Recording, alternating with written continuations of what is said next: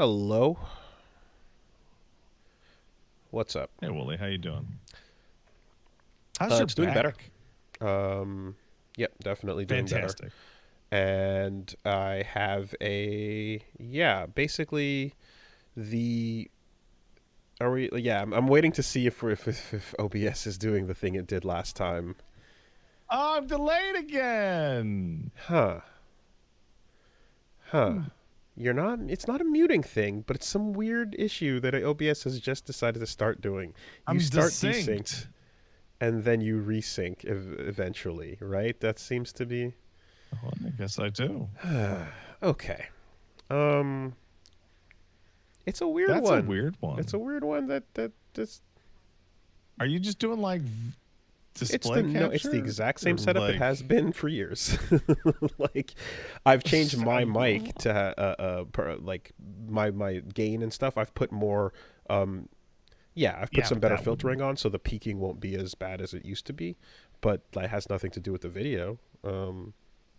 I've also changed my All lighting right. and Yeah, I can I've changed tell. some stuff behind me as well, but none of this is yeah. Okay. Well, are you synced now that we've stalled for time?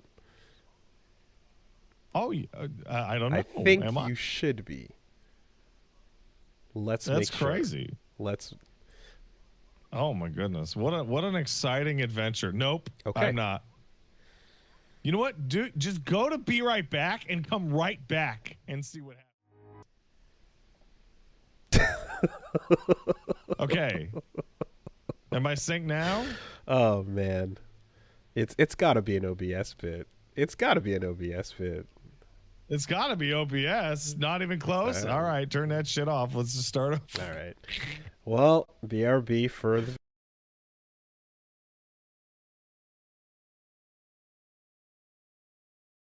live. That's back.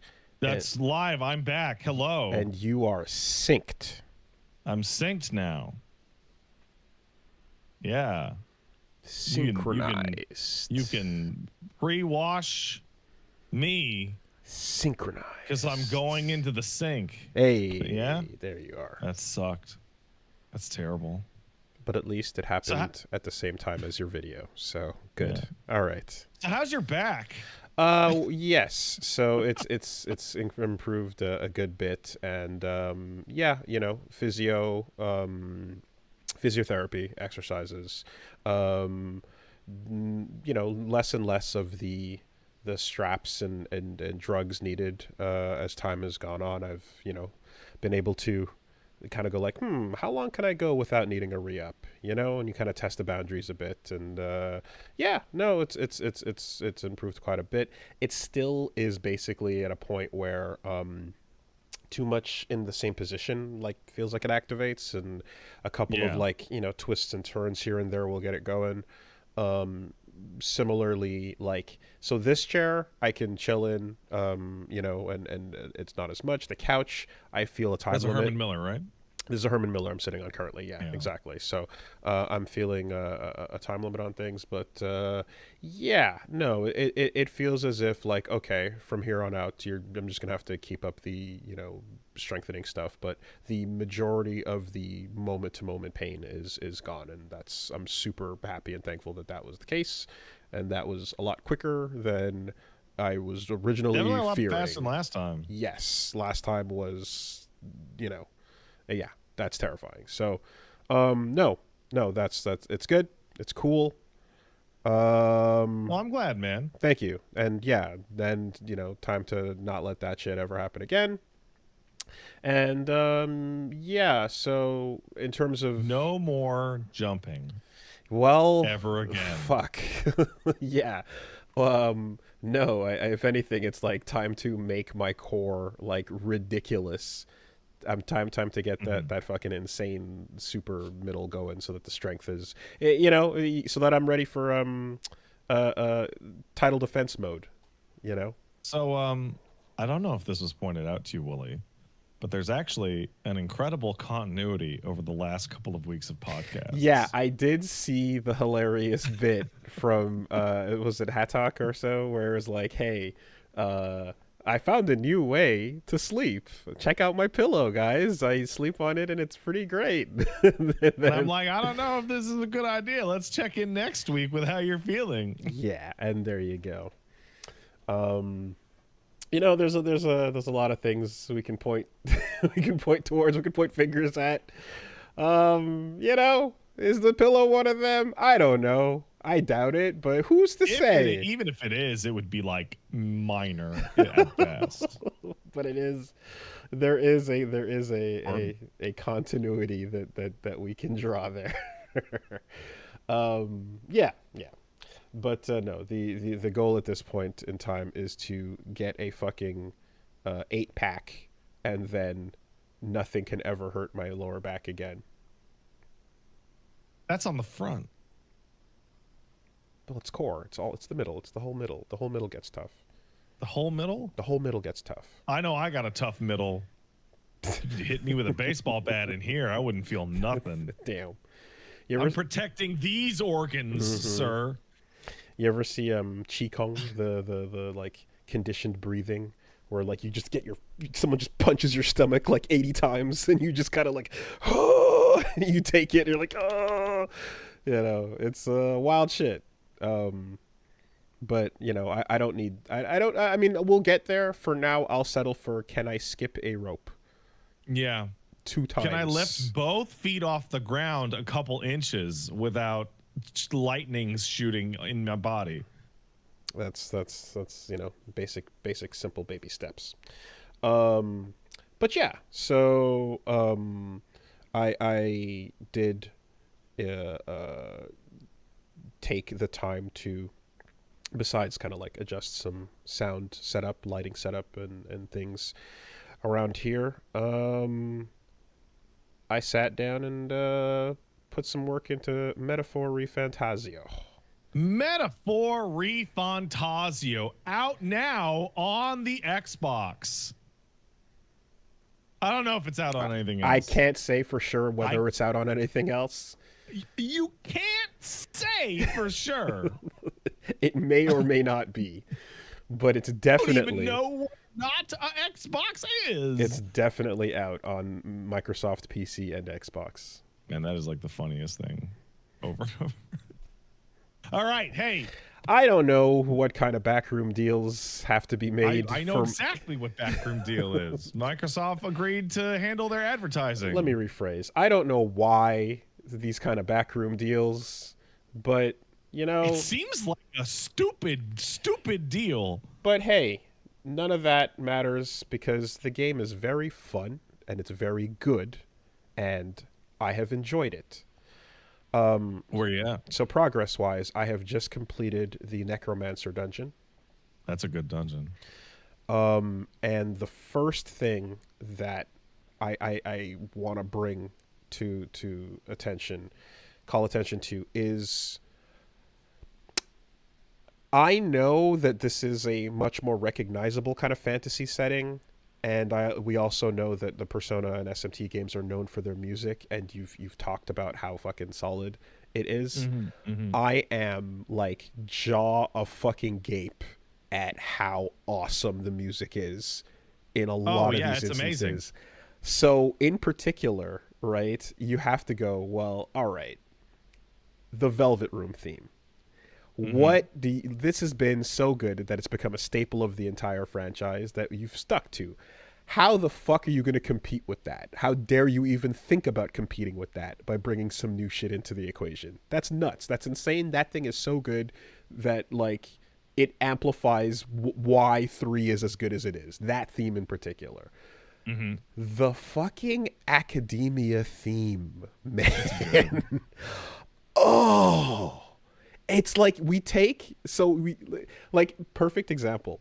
When I've been playing it, Punch Mom has heard that music playing in, you know, throughout the house and whatever in the background, and came up and was just like, so are you at like the final boss or something? Like what are you playing here, you know? And I was like, oh yeah, it's the new thing that's P6 but not P6 and stuff. It's like, yeah. I'm like, right. I'm just chilling with more. Yeah, and I'm like, so that's not the final boss theme. That's the new Velvet Room theme. And she's like, oh. And I'm like, yeah, because you're going to hear it a lot, so it better be fucking good, you know? The entire concept of we're gonna take something as good as a finale and just drop it immediately in front of you. What a good idea! What a great idea, man! It swells, it builds, and like listening to it on loop, I have no issues whatsoever because of just how fantastical it is.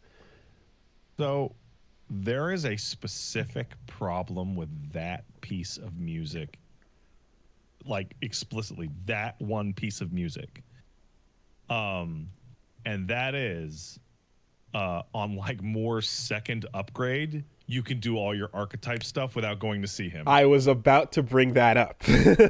So I was about to bring that up. And it's to say, because I was like, and I just got the thing that says you don't have to go visit him as much as you used to. And it's like, and you're like, I wonder how often I'm going to go see more. Once I got that upgrade, I think I saw more like 10 times. Oh man, okay. I was worried about that. Yeah, dude, you never go back. Because sometimes you'd at night, like I'm thinking of an average P game, and like you'd go to sleep and just get pulled into the Velvet Room for random reasons, you know? Yeah, all the time. There's scenes happening, you know, Igor's got shit going on, or the twins, or the attendant, whatever. But yeah, here I guess you'd go back to either read entries on the new archetypes you get, and to finish his quests and pet the cat, right? That's it. Pretty much. Well, there's a couple like minor features that unlock about halfway through the game in there, but like you go in, do them, and leave, and then they're done for hours. Well, I'm not going to say I don't want quality of life, because yeah, walking around and changing first of all, I do have to say changing archetypes, why is that buried in the equipment menu? That's an odd place. You can do it through the archetype menu also. Okay, so early on, before you have the archetype menu, you have to do it through equipment. Yeah, and I was like kind of going like, why is there not an archetype thing here? And it's not, I guess it's not there yet until you get the no, when you get the ability to go to the archetype menu on triangle on the main menu, you just start changing through that. But initially it took a second for me because I couldn't find where to change archetypes. I'm like, there's no way. Yeah, it's a fucking item. Yeah, it's listed amongst your equipment, you know. It's fucking weird. So I was like, that's baffling. And then also there's no quick D-pad button to go straight to that screen. You hit left to go to your items, you hit right to go to all the other ones, you know, but you don't go straight there. But anyway, yeah. So I have a question for you about Metaphor. Okay. You're at the end of the first big dungeon, like proper timed calendared dungeon. Proper calendared dungeon. What is the stat distribution for your main man? Okay, so when I started, I chose when they asked me what kind of person I was at the recruitment, I said I'm pretty lucky. Yeah. So I had a massive luck boost, which not typically what I go with, but fuck it, whatever. Let's see what happens if there's those little teeth shitheads will tell you how all the stats work throughout the game, and they're all good. Okay, they're all good. Luck is literally a skill.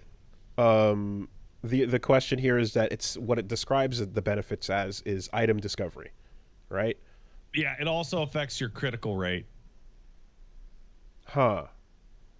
With physical attacks. Interesting. Well, I don't do it. It also affects how fast you recover from statuses, and if you get affected by statuses, and if you affect others with statuses. Okay. Critting I don't see often because I'm not using regular attack that often. But no, crits can happen on all physical type attacks. So like all the warrior skills can crit. Okay. But that is to say, like, yeah, I'm mostly doing skills, and I'm mostly doing weaknesses, you know. Yeah. So there's not many opportunities for a one more action to occur, you know. Yeah. So for physical attackers, like strength builds, luck is very very appreciated because every crit is another half turn. Yeah. So once I got Brawler, I saw that kind of come into handy once or twice with the with the fists, and that was pretty sick. interesting seeing the pace of a dungeon in this game versus Persona and SMT, because they don't.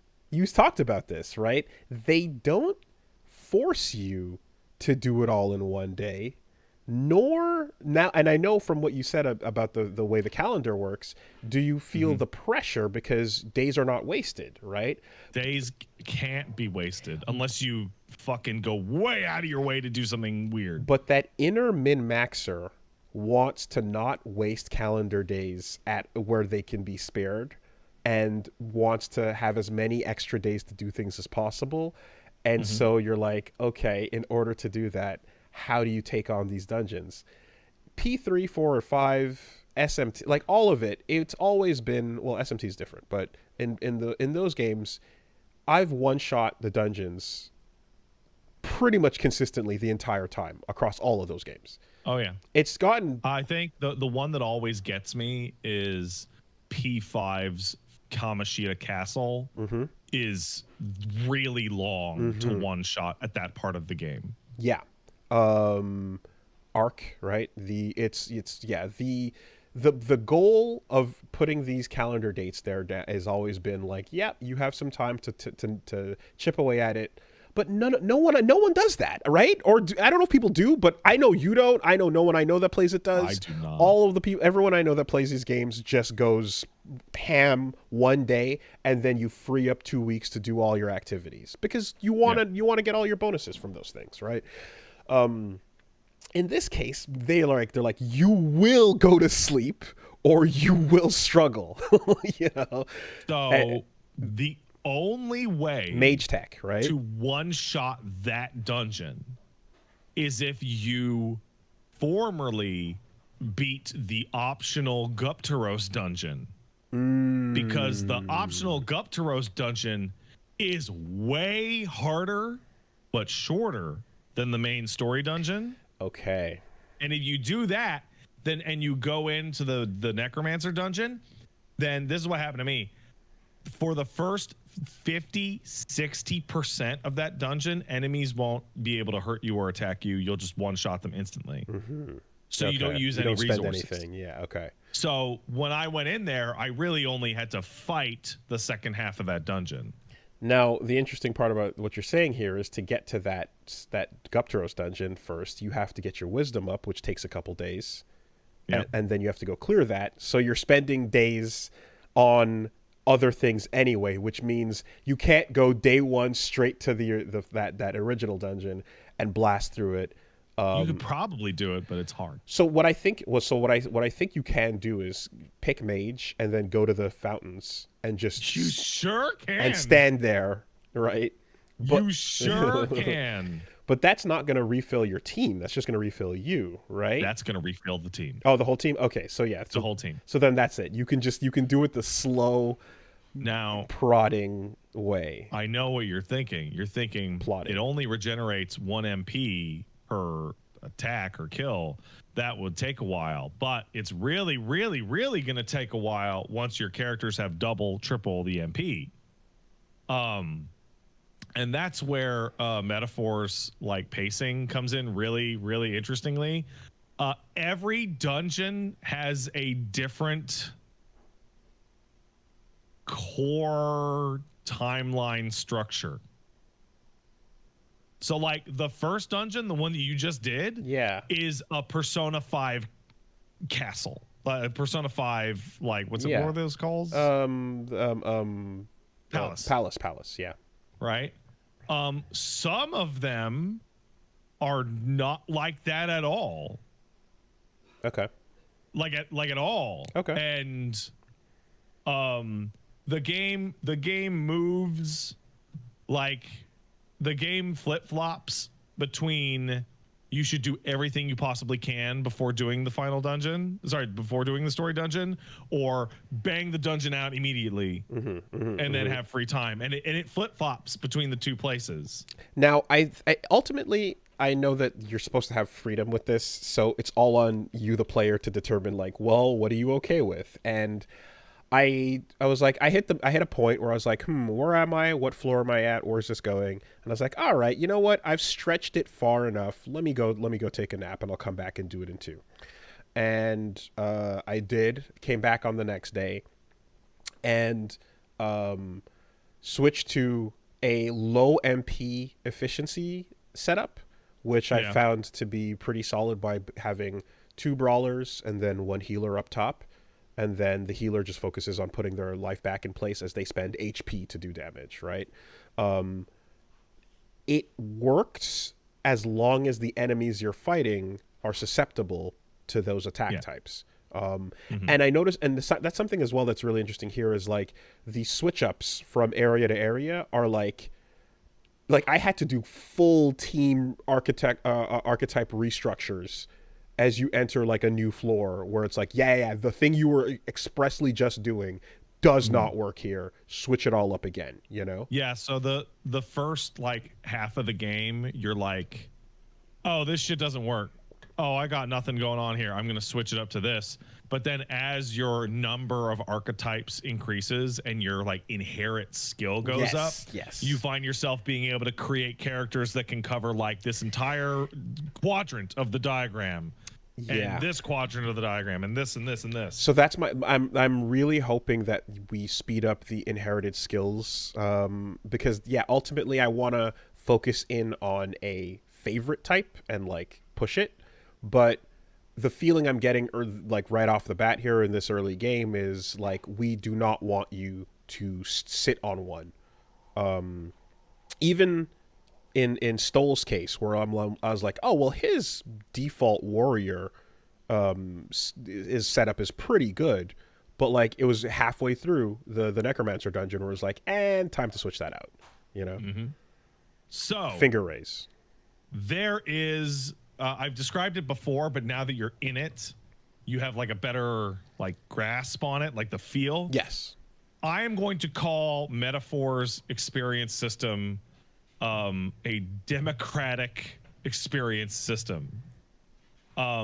So I have gotten to a point, actually I got to this point like on Dungeon 3, where Stroll was on, I think he was on Warrior, but he might be on his other like major archetype, where I'm like, I'm happy with Stroll. Stroll can just stay like this forever. He is reliable. He is solid. He is good. I am just going to use him to feed the other character's experience. Okay. And when I wanted to change Stroll to something different, I had two other characters that were now in his place, where I'm like, I'm very happy with this class. Okay. I'm very happy with this setup. You guys are now going to feed Stroll your extra experience. Okay. And so like, if you find something that really, really works and you have the inherited skills that like work out well for you, you can roll that forever and just use that person as an experience battery.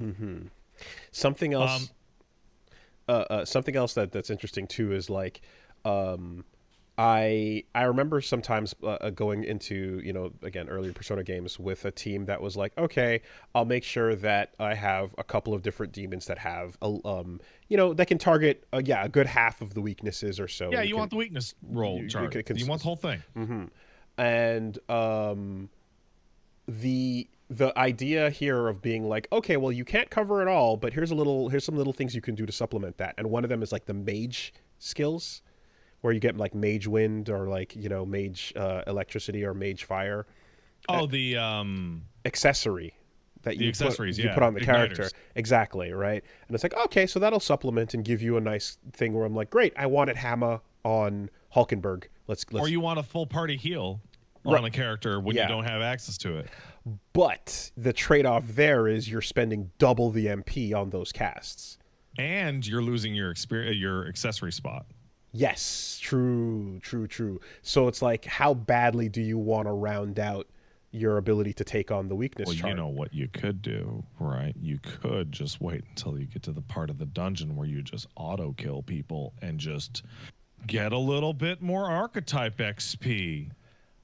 I mean, yeah, Yeah, and I did spend one or two of the little collectible pocket ones just for like, getting me to the places I wanted to go.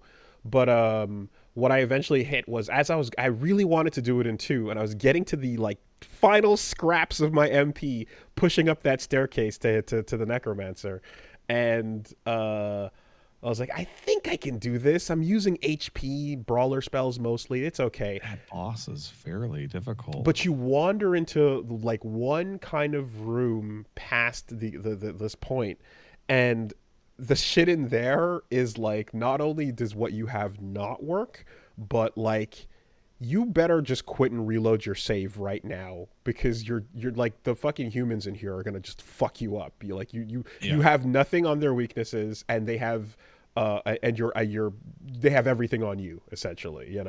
So it's like, right. This is the press turn. The press turn feast or famine mean system is now on famine. Yeah, and it's like, I'm just gonna like, I literally just reload your save. Like, don't even try to play. But it forced me to then go rest a second time, and I was like, motherfucker, 3 days. Oh, and that felt bad. I was like, I hate wait. I'm like, 3 days is too much. But I'm like, I guess that's what this game is doing. It's actually telling you you're gonna use the calendar. I will tell you something. So, particularly since you started with luck, once you get out of that major story dungeon, you're gonna really want to do that thing for Brigitte. Mm-hmm. Because you will unlock the solution to every numerical part of that game. Okay. Like that. Okay. Yeah. And that game will change, and your interaction with that game's schedule will change as a result. Here's something. Here's a heaping amount of praise I want to put on the overworld as well. When you are, running around town in Japan, and you're deciding whether to go play baseball or take a hot dip, or hang out with a whatever a shogi player. These are all activities that you push here and you get your stats from, and you know what? Hey, shogi player's cute, so that's fine. But all right, other activities, whatever. In this game, in this fantasy setting, when you run by a dude who's like, hey, do you want to hear about why everyone hates my race and treats me like shit? Yeah, you know what? Actually, I would be really interested in hearing. Yeah, about that. and it's like, oh, this will raise your tolerance. Sort of. I'm like, yeah, I don't care. I want to know about the lore. And I'm like all the little things going on that are like time spend activities, with the exception perhaps of like people watching. Every other thing going on was something really good. There's one of the towns where you can go bungee jumping. Oh wow, okay. And everybody, but it's not bungee jumping. It's like, hey, you want to look cool and just jump off this cliff with a rope? You'll look fucking cool as shit. Build up some followers. Yeah, nice. Get increase your fucking follower count. But I found that like all the activity decisions were really good ones, because it wasn't even the reward as much as it was like the thing you got for the activity itself, or whatever it was lore wise it was interesting to me, and I'm like, damn, I do want to spend my time hearing about the story of old or whatever else is going on in this land. I want to know more. It's a pretty good proposition for your time. So I have two more pro tips for you that will help you in your brain. Number one is there are some of those stat up events that are time limited or on specific days, so they happen quite often. Starting at the second town, that podium out in front of the cathedral where people are hanging out, where the criers go hang out. Yeah. So every town has one of those. Mm-hmm. And sometimes you can check that out and another candidate will be on there and you can debate them in front of the crowd. Oh, sick. Okay. Hell yeah. And it gives you a huge amount of points, but only if you win. Okay. Yeah. And the second thing is I have been informed over and over, you should not worry too much about time. Okay. I'm right now on track to be ending the game with something like 15 to 25 extra days. I saw someone say they beat the game with weeks to spare. Yeah. Yeah, I find that I now have I'm at the point of the game where I've unlocked every bond. Okay. And I have one stat from away from being maxed out. Okay. And I'm looking at the amount of days on the calendar left, and I'm like, I'm totally gonna be able to do all of it with weeks to fucking spare. Okay. Like, no problem. Something else that was interesting too is like as I was initially setting up the builds with everybody and doing the transferring of skills and archetypes, I was getting like kind of mag starved, and I was like, shit, okay. And I was like, I guess that does happen. Yes. Yeah. And I was like running back, and I'm like, okay, one, is there a fast way to just run back to the statue and collect my daily, mag? And I was like, I guess you got to teleport and surf over to it. But then obviously completing, a dungeon, I was like, oh fuck, overflowing, tons of it, right? For now, is there so that's kind of the question. Is like, are you in a perpetual state of like mag overflow, mag starvation? No? Okay, all right. Not me. Okay. Though I may have in RPGs when you finish a dungeon at level 55 and the party member joins you and they're level like 38. Yeah, okay. Yeah, overdoing it, yeah. Yeah, I'm not too worried about mag, I'll be quite honest. I mean, I'm assuming the fact that there's an exchange rate person to be like, do you want to turn it into cash, is there because people will find themselves with more mag than they know what to do with. So here's what sucks. That is useless. What you want to be able to do is turn cash into the other way around, but that would defeat the whole thing. That would want it. Defeat the game. That would literally, that doesn't work. But I want it though. Unless you plan extensively for it, like Darkest Dungeon, and it's multiple currencies in one, But yeah, okay, that is a situation that you find you don't have, but you also go ham.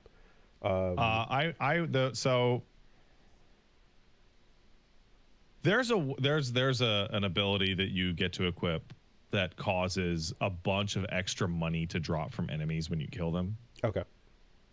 And once you find a spot with those flowers that just spawn enemies infinitely, and you're auto killing them with a single strike, the farm begins. You could put on a podcast such as the Castle Super Beast podcast, and you can just abuse it as hard as you want. Okay. Yeah, I think I'm just gonna take the game at its own pace. I don't know that it's long enough, and I don't know that I'm gonna necessarily feel like stopping to fuck with the flow. There's a very strange thing that happens when you do that. When you get significantly stronger than the game's base content, you are flying through those micro dungeons in like half an hour because nothing in there actually fights you. And as a result, you essentially stop gaining XP entirely. Because you're not having to stop, you're not having to retread, you're just auto killing everything at like a 50% reduction, and it's giving you less because of where it is relative. Okay. So then eventually it catches up with you. Yeah. So the place that I'm at right now, I'm like, I don't have to do nothing until I get to the final dungeon. Like, I'm good to just coast on my current character strength until the final dungeon. Well, shit. Okay. Yeah, that game's real good. It's very good. I would say the most interesting thing about it is that it is consistently exciting in the way that it changes up its own formula. Okay. Like every like calendar date has its own like flavor. It's not like, all right, this is the now gangster dungeon. This is the art dungeon. It's like they're like different things. Because I mean, like there was always a like a particular contrivance that you establish early, whether it's like, oh, we gotta wait for Tartarus, or we gotta have the next victim in the TV, or you know what I mean, whatever it is, or just like, and it would just be like, right, you're pretty much, you know what the next Mega Man Dr. Wily boss is going to be, and then and when it's going to pop up on the thing. But yeah, I was very surprised at a couple of the calendar events. But the one thing I do know will happen is every time something big goes down, whatever it is or whoever is involved with it will always be like, and that's why in 2 weeks' time I'll be making my move. And you're like, well, yeah, the game format requires. That's not true. Really? Okay. That is I'm trying so hard. Yeah. Okay. But like, that is not true. Okay, because it certainly sets up an expectation that, like, you know, it's like, all right, we cleared it. Now what's gonna happen next? It's like, oh, big shit's going down in 2 weeks. Actually, I can actually describe one that, like, a way that is not the case. The primary deadline, like, there's the story and what I'd call the event deadline. That's one thing. But the real deadline is we have to leave this town on this date to make it to the next town in time. Ah, okay. Like, and the way it's phrased is like, yeah, boys and girls, we gotta leave by the 23rd. So everybody get your shit done by the 23rd because we're out of here. Right. Okay. Kids, get on the bus. Yeah. So which makes it really, like, natural for when you've blown through the story event in a single day and you're like, well, why am I sticking around for 14 more days? It's like, because you don't have to leave, because the trip is, we're only all leaving in a couple weeks. So I guess then to that, my last question, I wonder, for anybody who waits until the last days to do the task and hits that point of realizing, oh shit, this takes more than I thought it did, they are pretty much forced to do the mage grind strategy or reload an old save. I imagine you can get fucked basically, or will there always be a slow go farm MP from a volcano, and you know. So each calendar deadline has its own focus. The first one is the one that's the most like Persona 3, 4, and 5. Okay. Like the Necromancer dungeon is like extremely clear. It's get strong enough, do the dungeon, maybe come back, do the dungeon, etc. Don't assume the next ones are going to be like that. Yeah. The next one is, it like pushes you to like do this, and then this, and if you the basic logic is like, if you are able to have completed the side content in an area, you are able to beat the story event. Okay. Right? Like you like, because sometimes the side content is more difficult than the story content. And some of them are implied to be like, do it right now. And some are like, you should probably just do it on the final day. Like the sense of urgency between them is very different. And it makes it clear. Yeah. But you can fuck yourself over. You can. If you have poor planning. I wouldn't be too worried about it. Yeah, okay. The only one that I would say is that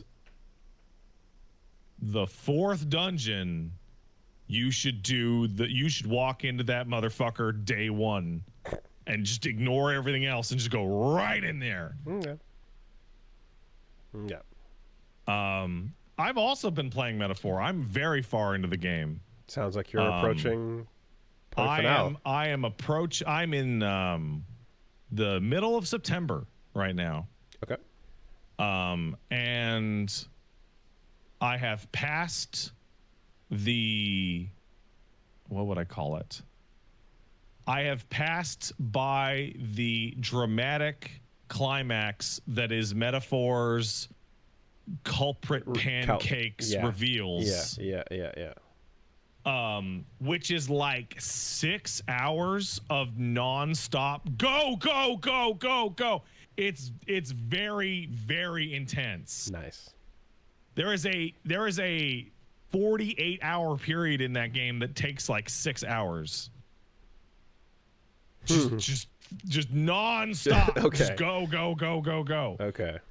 And they nailed it on that shit. The payoffs, the setup, the twists, the etc. Like fantastic, amazing, great. And then the game points at a WrestleMania sign and gives you the rest of your calendar. And then you see where they cut out a major dungeon out of the game. Okay. You go to a location and you see it and you're like, wow. And then you're like, we're not going inside. And I'm like, really? We're not going to go inside? Huh? And they're like, no, we're not going to go in. It's very obviously got cut before release. And we're like, but it's so elaborate looking from far away. I'm like, no, we're not going to go in. No. DLC? It's like at the 60% mark. It'd be really weird to go back there for DLC, but I don't know. Isn't that what Phantom Liberty is? Yeah, but Phantom Liberty is like an open world game that you can go anywhere and do anything at any time. Okay. Well, apparently. Now, granted, this game does have a post game, so.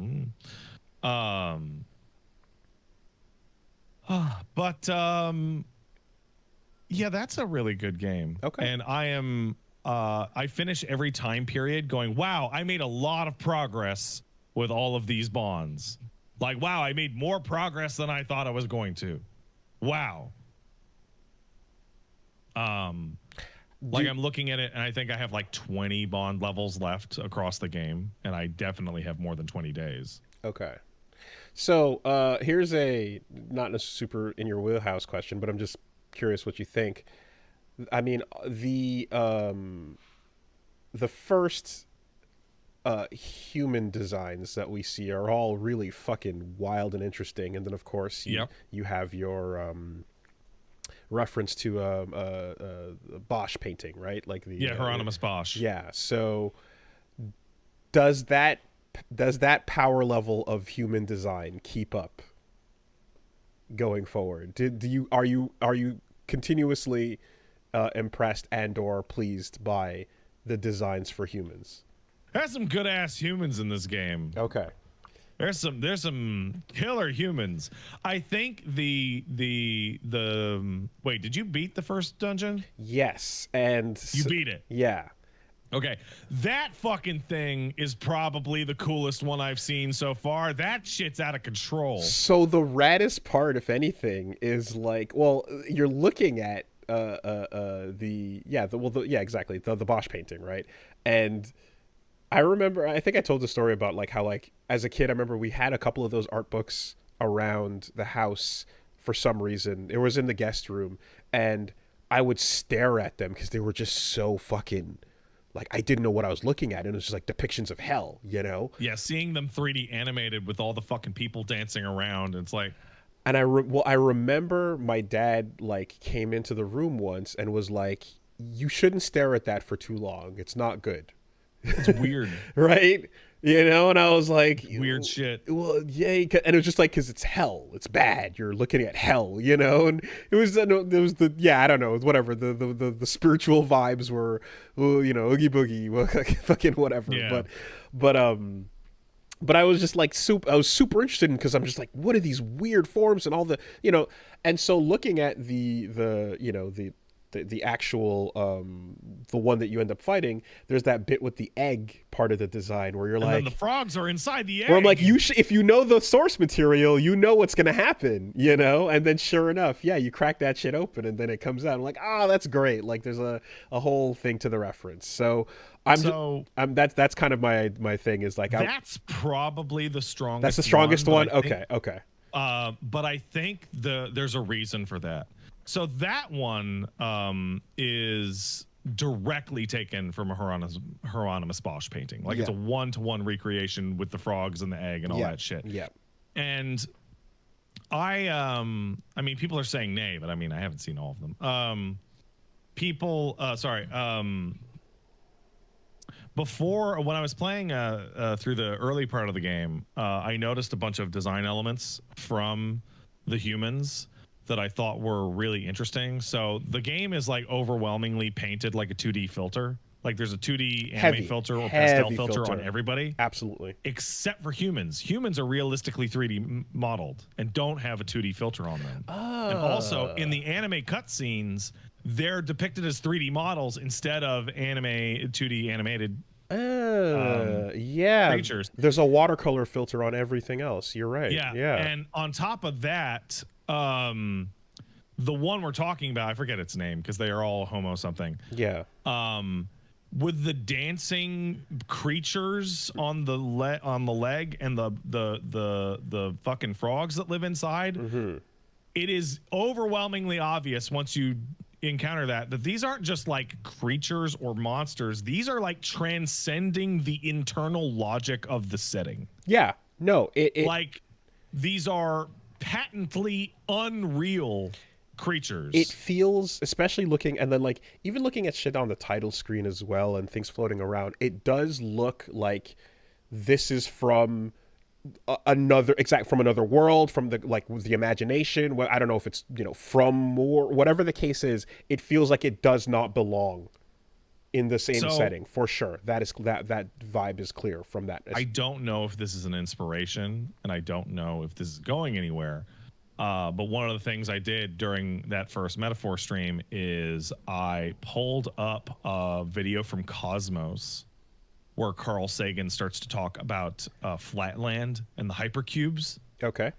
And he basically describes that to a 2D creature in Flatland, a 3-dimensional creature would look nonsensical and contort in and on itself and be able to appear and disappear and do all sorts of zany shit. Right. And that's what I feel like you're looking at when you look at humans. Like they defy the logical rules of its own setting. You're missing information, and what you're seeing is the best you can grasp from your limited plane. Yeah, and my favorite part of when I was doing all of that like speculation is that I noticed that the archetypes are also actually displayed as 3D in the anime cutscenes and are also realistically 3D modeled. That's a fucking interesting concept. Yeah, if that's headcanon, that's pretty strong. I mean, we'll see where things go. It might go somewhere. I don't actually know. But that's really conceptually interesting, yeah. But yeah, no, the humans are great.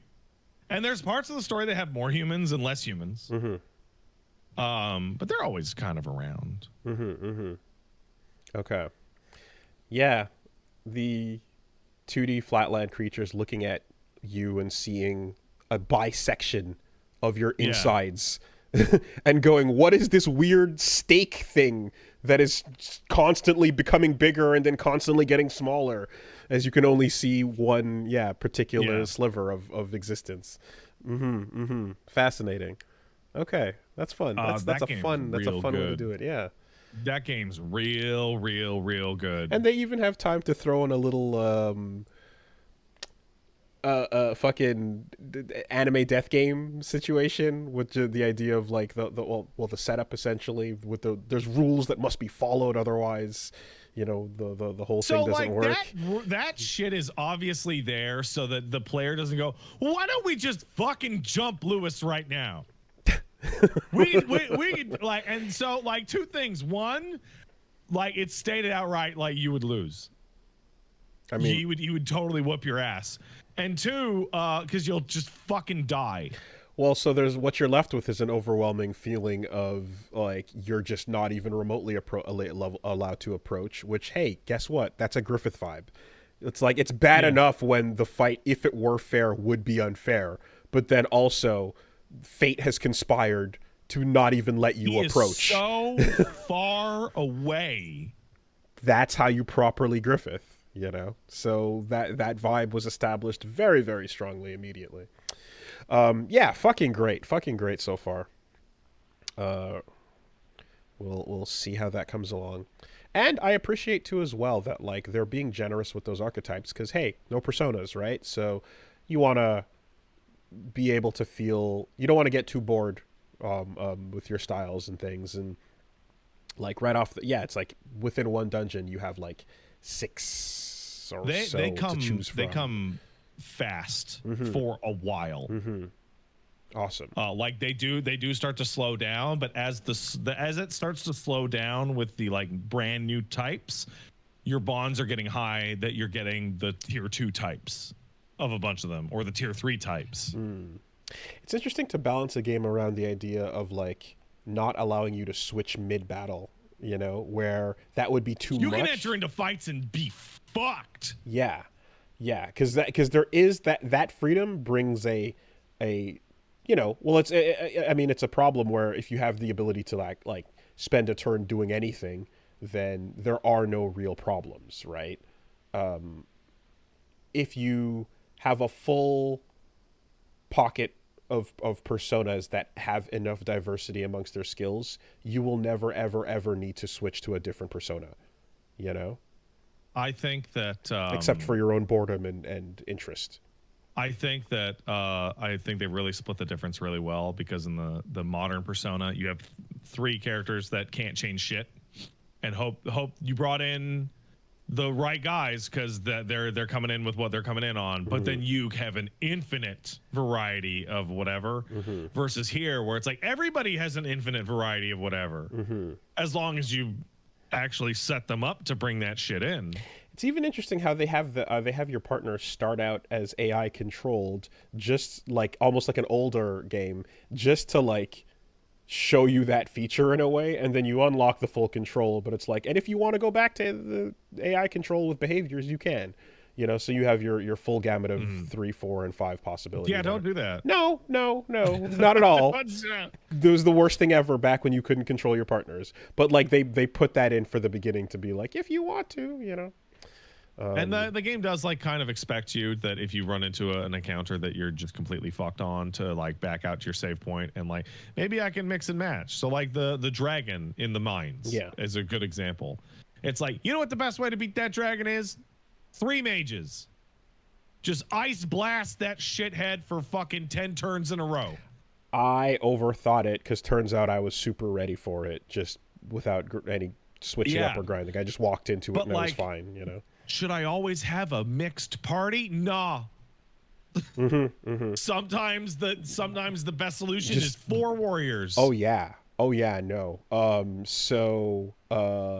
Fucking Hulkenberg with the knight dual tech that creates a weakness to pierce. Do it over and over and over and over and fucking lock 2 of those in and watch things melt. It's so strong. It's like, oh, you have no weaknesses? Cool, let's make one. Yeah. There's three ways you can basically build your kit. I built my kit very classically, and I'm like, I want to have a magical attacker, a physical attacker, an agility attacker, and the flex spot for whatever, right? But you can just figure, you go talk to the informant, and you can just walk into a place and just build the whole fucking team around what the area you're walking into is weak on. True. Even if they're not all very strong, like they all have the right shit. The informant is a really interesting way to basically be like, hey man, we know you can jump on Google, but why not do it diegetically here? You know, why not do it within the world? Spend some cash. We'll tell you what Google will tell you. There's a really incredible piece of advice that the first informant gives you is like, listen, if a goblin sees a staff, they're going to go fucking crazy and kill you. And so I'm like, how bad could that be? If a goblin sees a staff, every goblin does a multi-hit AoE attack on every turn that will kill you. You're not bringing magicians in there. Okay. It's Death Megadolion. It's like every turn for everyone will just wipe your shit. It's crazy. Hey, Death, I've blocked physical and all magic attacks. Now what? Aw, cool, bro. Word? Check this out. Yeah, all right. Cool. Also, when you get to the 60-70% mark, you start to earn 2 types of abilities that change the balance of the game. One is party members start learning, I want your Tetra break or Makara break. I want your resistances gone. You're gone. Fuck off. You also learn you're weak to electricity now. You're weak to fire now. Fuck you. I decided that you're weak to fire now. Yeah. As like and you did. some of them learn does wind damage, ignores everything. Like it's doing wind damage, but even if they have absorb wind damage, it's ignoring it. It's just gonna go right the fuck through. I don't care. Go just die. It is interesting to be looking at press turn half steps and half turns and things like that, and like thinking about guard and all those right, let me rephrase. I remember when I was going through like a P5 Vengeance or a SMT5 Vengeance the other day, and it was like, oh, you're not gonna fucking beat that boss without guarding. He's what the fuck? And I'm like, yo, I'm like, I never guarded. I played the original game. I never fucking guarded. And they're like, yeah, dude, you're dead. And I'm like, okay, watch me. And I'm like, look, I fucking just DPS raced and managed to do it without it, you know. Here, like it definitely feels it's like it takes away all elemental weakness. It mitigates the damage in such an extreme you're way. Gonna guard. And there are times where you literally have nothing. You're gonna guard. You must, right? And then furthermore, you're gonna go to the back row and you're gonna guard. And then even going like, hey, and if you put this item on, you can guard for less, you know, of a cost, and you can still take 2 half turns and use that to do a dual attack. And you're like, okay, I'm like, ooh, I am now really. Like, I paid attention to the turns before, but, like, I wasn't doing, like, really particular math on it. I was kind of just going, like, all right, which character right here or which of my demons has the thing that can nuke this fight? Let me get it to him. Let me keep passing the ball to the one who can do it, you know, and let me buff that person to eliminate the fight. And that's kind of just, that's how I that still exists here. Like, you know, I get into a fight and I'm like, I have my main guy, he does holy damage and the thing's weak to holy. So like, okay, everybody pass. Just or buff or debuff or just give him the fucking ball. But I do find myself, especially with mixed enemy groups, like stopping and thinking more than I used to about, you know, half turns and the exact what would be remainder, and be like, okay, let's get it down to one last half turn, and then the last person heal everybody up. Let's go into the next, or whatever the case is. You know, it's. I'm thinking about it more than I did in the previous games. So, yeah, absolutely phenomenal so far, and just bangers in the classical fantasy sense, which impresses me more because we hear a lot of fantasy music in fantasy games and fantasy settings. And when you're like, the part of the novelty of the Persona music is that that's a genre of music that you don't find in RPGs very often, which makes it extra endearing. It's got a very unique style, and Shogi Meguro has, like, you know, created an identity for that franchise.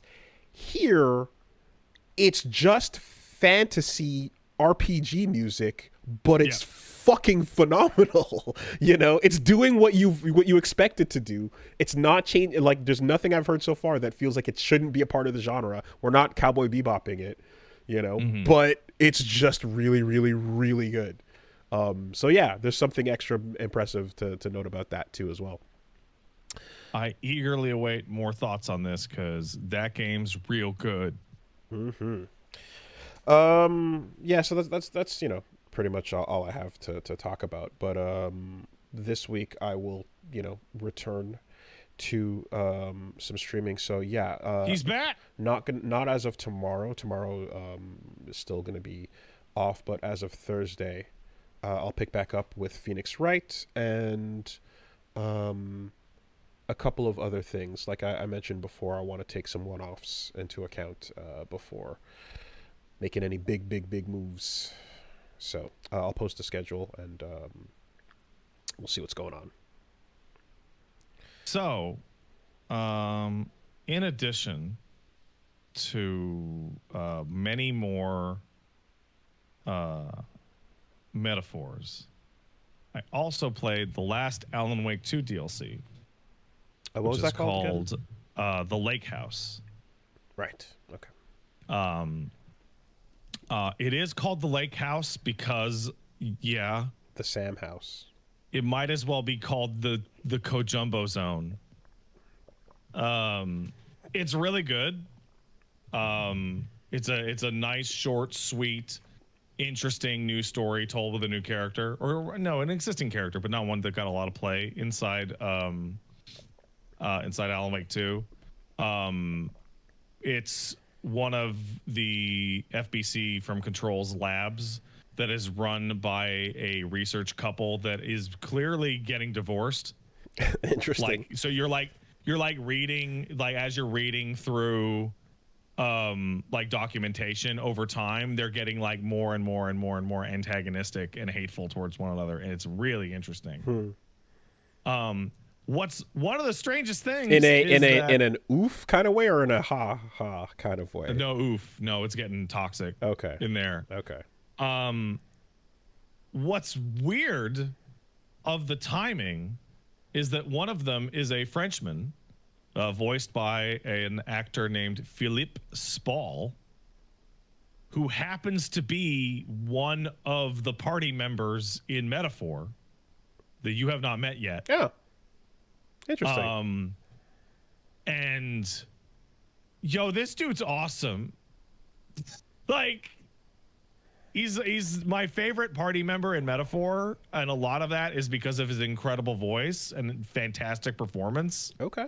And right after I'm playing Metaphor, I walk over and I see him in live action. I'm like, oh, okay, there he is. I would like to see much more of this guy in the future. He's fucking great. He doesn't happen to be Scottish, does he? No, French. Okay, you said, yeah, it's true. Shout outs to the Scotsmen that are all over the beginning of Metaphor there, by the way. Well, everybody everybody that you get to hang out with has a slightly different accent in Metaphor. Like, they go all over the place. Yeah, but like, right off the bat, between Alsis and your necromancer, you got your Scots ruined Scotland. Yeah. Right off the bat, you're Shrekking pretty hard right away. So good stuff. JoJo characters standing around looking like Zorba's ridiculous. Fucking part 5 boys standing around talking like Shrek. Zorba, like holy shit. Like, I'm gonna be really honest. Like, you hang out with Lewis and you check out what Lewis has got going on, and he's got that fucking panning shot of a bunch of silhouettes behind him, and it's like Lewis and the Gayboi squad. It's ridiculous. It's ridiculous. Passione Scotland expansion team. Yeah. But yeah, no, Lake House is quite good. It's short. It doesn't overstay its welcome. It's very Control. It is more Control than it is Alan Wake. Okay, in the middle of Alan Wake. Yeah, but it's not Alan or Saga. It's off to the side. Self-contained, and controls differently as well. Yeah, okay. And the reason why it's so much more Control is because it is it's the Alan Wake 2.8 fragmentary passage Control. Love that. Where dream drop fucking whatever. Yeah, okay. If you dig a little under the surface, you can get a Control 2 teaser in there. And that game looks like it'll be cool. Okay. Here's hoping. I don't know when that's going to come out, because apparently Max Payne 1 and 2 remakes are the next thing, and then the Firebreak thing. So Control 2 might be far away. Next gen? Maybe. Let's see. Anything else? Yeah, nothing too crazy with me. Just those two, really. Okay. What's your schedule looking like? My schedule this week is going to be more Metaphor. Shocking. Absolutely astonishing. But it's also going to be on Thursday. I'm going to be taking a sponsored stream look at Dragon Quest III and a sponsored stream look at Rue Valley. And then nothing on Friday. I'm busy on Friday. Did I do D&D yet? Ask people in the chat. I'm going to that after today's podcast. Dragon Quest III Remake, is the art from that just grabbing the old art and using it, or are they putting new art out that looks like the old art? I don't know. I saw like a really cool like portrait like box art thing that was like it was like Toriyama style, and it was awesome. It looked like it was made for a booklet back then, but I can't tell if it actually was or not. It's new assets. Okay. Super nice art in that shit. I'm very impressed. That's dope. That's cool. Yeah, that's it for me. You can go down to twitch.tv/PatStaresAt for that stuff. Right on. Okay. Quick bathroom break. You want to take a quick bathroom break? Yeah, BRB.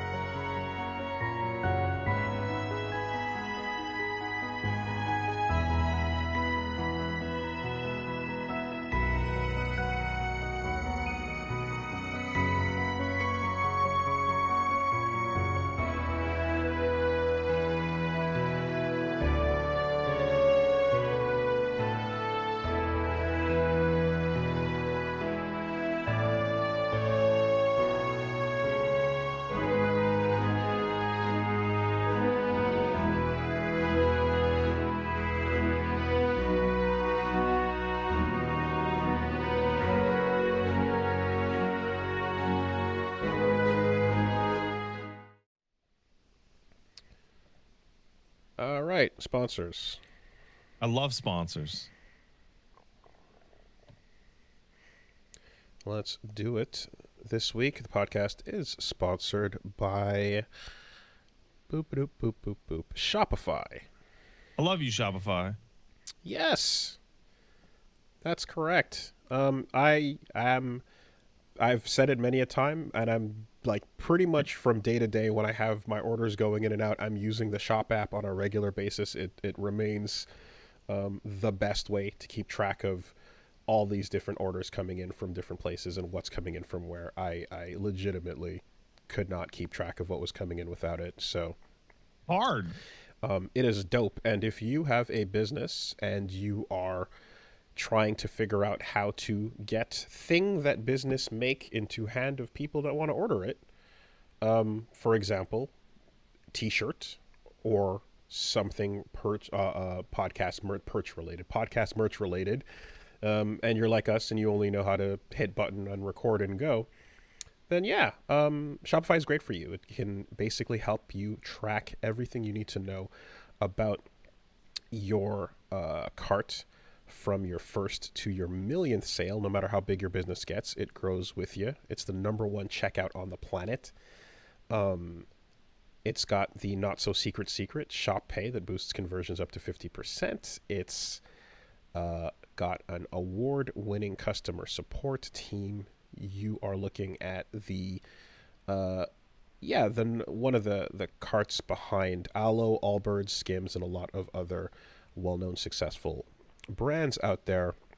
And we used them ourselves when we needed to figure out how to get you a t-shirt, because it's just that it's simple. It hooks up, it integrates into all the different like channels, sites, places, everything. It's quite useful. So track all of your metrics, all of your data, all of your commerce on the best platform for it. Check out Shopify. Businesses that sell more sell on Shopify. So you can upgrade your business and get the same checkout that we use. Sign up for your $1 per month trial at shopify.com/superbeast, all lowercase. Go to shopify.com/superbeast to upgrade your selling today. Shopify.com/superbeast. Thank you, Shopify. Thanks, Shopify. A cha-ching is the sound of a sale on a cash register, which doesn't exist anymore. No, those are real. I've seen one.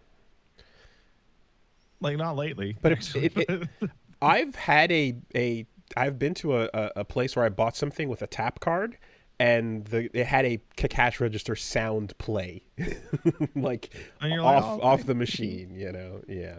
So, this week the podcast is sponsored by Factor.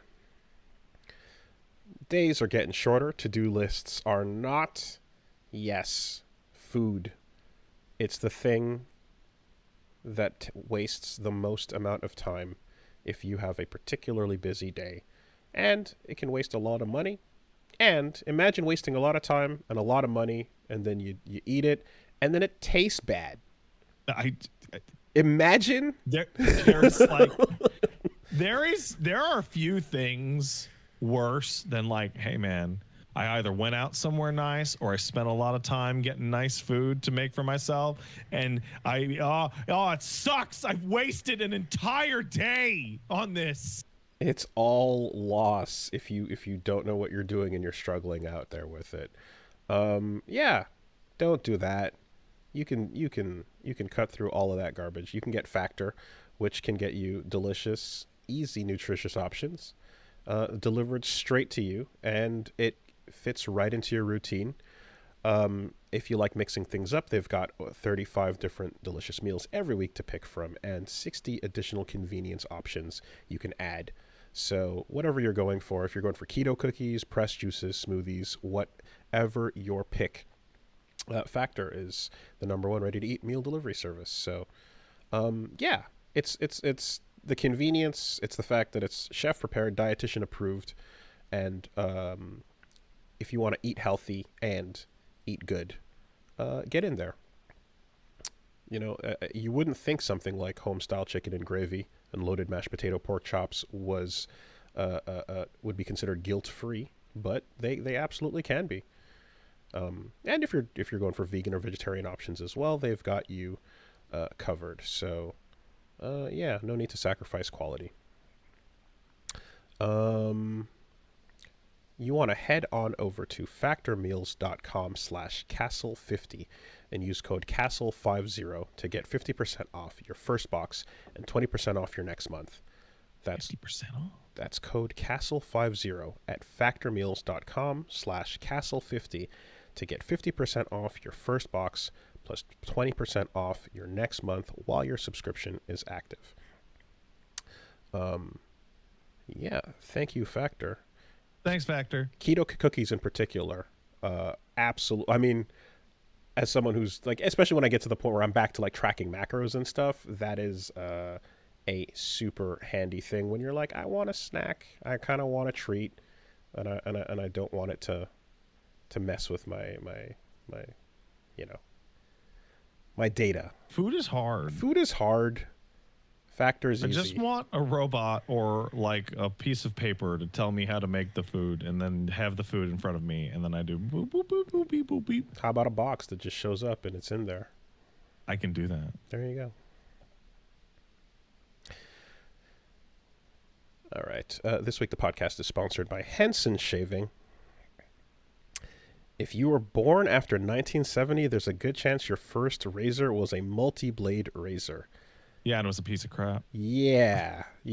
I mean, okay, if you were born before then, there was a chance that you had to trust the person who put the thing over your shoulder, and then to not slit your throat like Sweeney What's your Todd. name? Is it Todd? I don't like this. Yeah. Are we on Fleet Street? What do we? Yeah. Why is there a little hinge beneath the back of the seat here? It seems like some kind of trap door mechanism. Yeah, no. So it's bad enough to have to deal with a really bad quality multi-blade razor. Even worse is dealing with Sweeney Todd. So don't trust that guy. Don't trust the meat pies next door either. But what you should do is get yourself a high quality razor. And when you're talking about the ingenuity and precision, then yeah, Henson is absolutely the place to go. They've got razors, and they're the same. They're using the same aerospace machine shop in Canada that also made parts for the Mars rover and the International Space Station. Their machinists are exceptional at precision manufacturing. And, yeah, they have a blade that extends 0.0013 inches past the shave plane of the razor. So that's less than the thickness of a human hair. I mean, if you're talking about making parts that need to go to space, I think I can trust that on my face as well when it comes to precision. I mean, your face is in space right now if you think about it. It kind of, one could consider it that. And yeah, no, given that given that a once over, it has been particularly nice for getting my little lineups done on the side when I want to, when you want to feel particularly sharp, when you want to get an angle, you get a protractor out for your beard. you can get the Precision Henson razor out for that. So, yeah, you're also talking about standard dual edge blades that cost less than 10 cents each. So once you own a Henson razor, it's only about $3 to $5 per year to replace the blades. The razor itself is made of aluminum, and there's no plastic, there's no plastic anywhere in Henson's packaging. So, yeah, get in there. It has been a very comfortable, precise shave, and I can absolutely report no garbage bumps, nothing that grows back and creates that discomfort, when you have a really cheap razor. Not to mention, of course, the fact that to get said cheap, bumpy, result-producing razor, you have to be treated like a criminal and go to the pharmacy and walk through 3 levels of security before you get your hands on the box, and it's not even that great. So don't do it. I think the worst part about that is when I've done that in the past, and they're like, "Can you get me the razor?" And then they look, because it's like I'm a man and I've got a beard and I'm asking for a razor. This gives the person unlocking it the opportunity to stare at me and how bad I need the razor and judge me. Yeah. No, I don't want the question to be like, "Are you here to see Avon Barksdale?" And it's like, "Nah, man, I'm just here to get a razor." It's like, "Oh, okay." Brrr. Anyway, say no to subscriptions. Say yes to a razor that'll last a lifetime. Visit hensonshaving.com/castle to pick the razor for you and use code CASTLE to get a free shave cream with your razor. Just make sure to add it to your cart. That's a free Henson shave cream when you head to hensonshaving.com/castle and use the code CASTLE. Thank you, Henson Shaving. Thanks, Henson Shaving. And last but not least, this week the podcast is sponsored by boot.dev. .dev, help me. I don't know what is a computer. We have been talking about Okay, them. maybe that's a bit. That's probably a little bit outside their scope. Hey. They can't help you now with that, old man. What's a is that like a phone? Well, the things that are appearing in front of you on the computer are things that are programmed. And the things that are programmed by people who learned how to code. Dude, that's crazy. And if you learn how to program, and if you learn how to code, you can do anything. It'd be nice if I could make something instead of just talk about things other people had made. It's particularly cool to have the ability. Yes, it is. It is modern day majory, right? You are using language to produce results and compiling, and it's incredible. And are you saying that if I use boot.dev, I may become a cybermancer? You can absolutely become a techno wizard. God, that was the other one I had in my head. It's crazy. And the cool thing about being a techno wizard is that they get paid very, very highly. Yeah, in fact, the average programmer made over $100,000 in 2023 in the U.S. as far as their median salary goes, according to Stack Overflow. So it's a great job. Apparently, these computers are not a fad. Of course, the problem is when learning how to get good at it, how to improve at it, how to get these skills going. It's difficult, and this is where boot.dev comes in handy, because much like a wizard or so in an RPG setting, you can learn to code in a basically video game environment where you go through dungeons, and the problems presented to you are little coding challenges. And by beating them, you gain XP, you level up, you unlock achievements, you progress, and face challenges. And all the way, you are learning how to code. It's particularly cool. So, yeah, they've got a 30-day no questions asked refund policy. They've got a free demo of every course and its interactive features, an active Discord community to help you if you ever get stuck on any of the challenges. And yeah, it's not a get-rich-quick scheme. They're taking their time to make sure you get the fundamentals so you're prepared for a job in tech if you want to get your career started. And worth noting, of course, is that, yeah, not everyone can afford a membership, so all the boot.dev content is free to read and watch in guest mode. A paid membership unlocks hands-on coding, so that's great. You can check it out and see what you're getting into, and yeah, it's all about learning how to do it.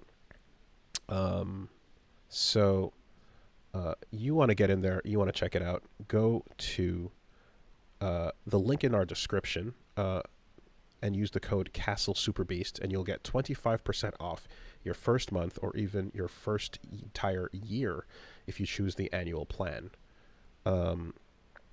So yeah, that link is going to be at boot.dev/promo equals CastleSuperBeast, and use the code CastleSuperBeast, and you'll get 25% off your first payment for boot.dev.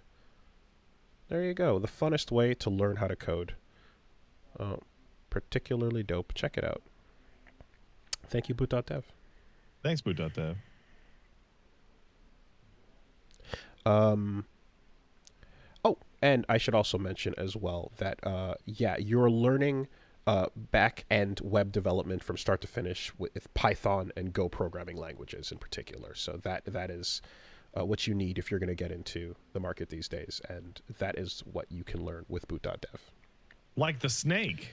Yes, and the board game, which is really fun. I like, it's so funny that like we're advertising for boot.dev because like I desperately need that kind of thing because I don't know what I don't know. This might as well be a magic box to me. So like I don't know how the chicken is made. So legitimately, I've never been or worked at any place where having that knowledge did not become a value add for the person. Because in gaming, obviously, you can make your own games, right? But then beyond that, even in QA, like people who were testing but also new programming were then able to go on and become dev testers who were working directly with the programmers and devs and like would be able to yeah, it's a higher paying position. You're much closer to the dev team. You work more intimately because you're involved with the coding that's going into the game as well before it launches and gets compiled and goes out to test in a regular QA build. So, you know, it's just a net positive across the board. Real talk, yeah. Cool. All right. I got breaking news that's strange as shit. Boop-a-da-boop. The Grand Theft Auto Definitive Edition. Do you remember those games coming out and being like fucking busted? So they have been updated like a couple hours ago with all of the bug fixes and lighting changes present in the Netflix mobile version of the Grand Theft Auto series. Okay. So the Netflix mobile version came out and was actually exactly what it was supposed to be, like very accurate and fixed. That was like a year ago. And now those changes have been back ported into the PC and console releases. So the version they pushed was just the port to a different platform. So here's where it gets really fun. That had other issues. There was a developer called Grove Street Games that made the Definitive Edition. Okay. They're not in the credits anymore. It's the new dev. So this looks like a just complete redo. Okay. A handoff of and then yeah, okay. It looks like Netflix wanted a version that worked. I wish and got their own people to do it. So one of the things to do whenever these types of things happens is to go find a particular issue or bug from that specific version and regress it to see it's like, did you literally just grab and drop it? Is that what we're looking at, or is it in fact, you know, something else going on behind the scenes? So yeah, that's good. That's good. That game's worth playing now, probably. Okay. San Andreas is the best one. Now you could say Vice City, and you might be right, but like 4 and 5 can suck my fucking dick. Was the next Netflix released version the best functioning of the ports? Is that? Yeah. Okay. Yeah, it was. the Netflix version on your phone. I see. I didn't get that subtext in what you were saying. I am shocked at that. Okay. Huh. Well, isn't that special? I mean, the Samurai Showdown on my iPhone ran better than Samurai Showdown on the Switch. Isn't that awesome? Isn't that just great? Isn't that super? So that's the world we live in. Video games, man. But you know what? Oh, you know what? I forgot to talk about something.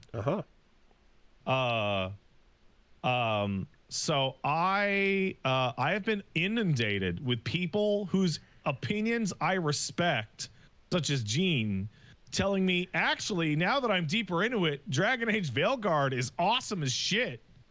It's actually great. And I'm sitting here going, wow, really? What? Okay. But I don't do I. So I was like, you know what I'm going to do? That's good. I'm going to load up Dragon Age Origins. And I'm gonna fucking go back and I'm gonna check that thing out because that's the game that I loved. Origins, okay. Yeah, the first one from 2000. The remake of the first one? No, that's that. It was always called that. The first one was called Origins. What a weird, Yeah. like, suffix. The gimmick was that they had like every race and class combo had like a completely unique like 5-hour start to their storyline. Okay. So I'm like, yeah, I'm gonna get Origins, and then I tried to load it up on Steam, and that shit won't run at all. Like it won't even fucking turn on at all. Is there BioWare middleware shit going on? That's just fucking sucks ass. So then I'm like, and then I checked, and I'm like, oh right, on top of it just not booting, even if I could boot it, Dragon Age Origins requires a CD key to be linked to your BioWare social account. So when you click on it in the launcher, it goes to a website that doesn't exist, so it can't unlock it for you. Yep. And then I was like, fucking wow. And I looked it up, and the GOG version actually has all that shit included. The GOG version ignores all that because it's GOG. How about that? So then I went to, I picked it up for like $20 on GOG, and I'm like, cool. And I ran it, and it also doesn't work, even the updated GOG version. Why? And then I'm like, oh, it can't work through its own launcher. I have to launch it manually, but only after I install a third-party patch that gives it 4 GB address aware. And then I load into it, and I discover one of the issues with Dragon Age Origins is that it came from that period before 4K was a resolution anyone planned for. So the interface in Dragon Age Origins tops out at 1080p resolution. So if you put it at your regular monitor's resolution, everything is like 2 pixels high and impossible to read. So then I downloaded the 4K mod, which increases the size of all the interface elements to be normal. Okay. And then I loaded up the game and was like, oh my God, this is so much uglier and terrible controlling than the version of Dragon Age Origins that lives in my mind. Mm-hmm. This is like one of the worst interfaces I have ever seen for one of these types of games. This has aged worse than tons of its contemporaries at the time. It has aged way worse than Lost Odyssey. It has aged way worse than Mass Effect. It is astonishing. Has Lost Odyssey aged? I don't know. I haven't I haven't verified. It aged way worse than BioShock and all that shit. Okay. And I'm sitting here and I'm like, I made somebody mentions it in chat just now, and I mentioned it at the time. I think it has aged worse than Baldur's Gate 2. Okay, I don't fault old games for not supporting future resolutions. It's nice when it happens, but there's a lot of shit that doesn't, right? That's I definitely think it asking me to link up to a non-existent website for my account is definitely no, everything prior to that resolution shit is absolute horseshit. Now here's the question. Pop it in on console? Oh yeah, which console? Is there any? Which one? Which one would I do that? The Xbox. I could play the dramatically inferior console version as an Xbox 360 download on an Xbox through backwards compatibility. Yeah, Xbox Which then I have to deal with the fact that the interface was made for PC and the controller interface is like a horrible afterthought. And then I was like, oh, you know what I could do? I could use my controller on my PC. Oh no, wait. That's the era of BioWare telling you to go fuck yourself if you wanted to play their games on PC with a controller. Back when all 3 Mass Effects didn't have controller support, you could only do mouse and keyboard, even though they were designed for a controller. But if you just played it on the Xbox with the Xbox controller. Wait, the Xbox store is gone? Wait, can I not even... What is that? Is the Xbox 3? Oh, whatever. Anyway. Hold on. I'm saying, if you jump on the Xbox and you grab the digital copy from that's the old port whatever the... what is it called? Whatever the legacy store is there for all their old 360 shit. Is the Xbox 360 store gone? The 360 store is gone. Word. Is the Xbox One, does it have it? Oh my God, this sucks. Also, I'm pretty sure that Xbox behind me died. It got dropped and the pieces are falling out. So I'm pretty sure it's dead. Disc only.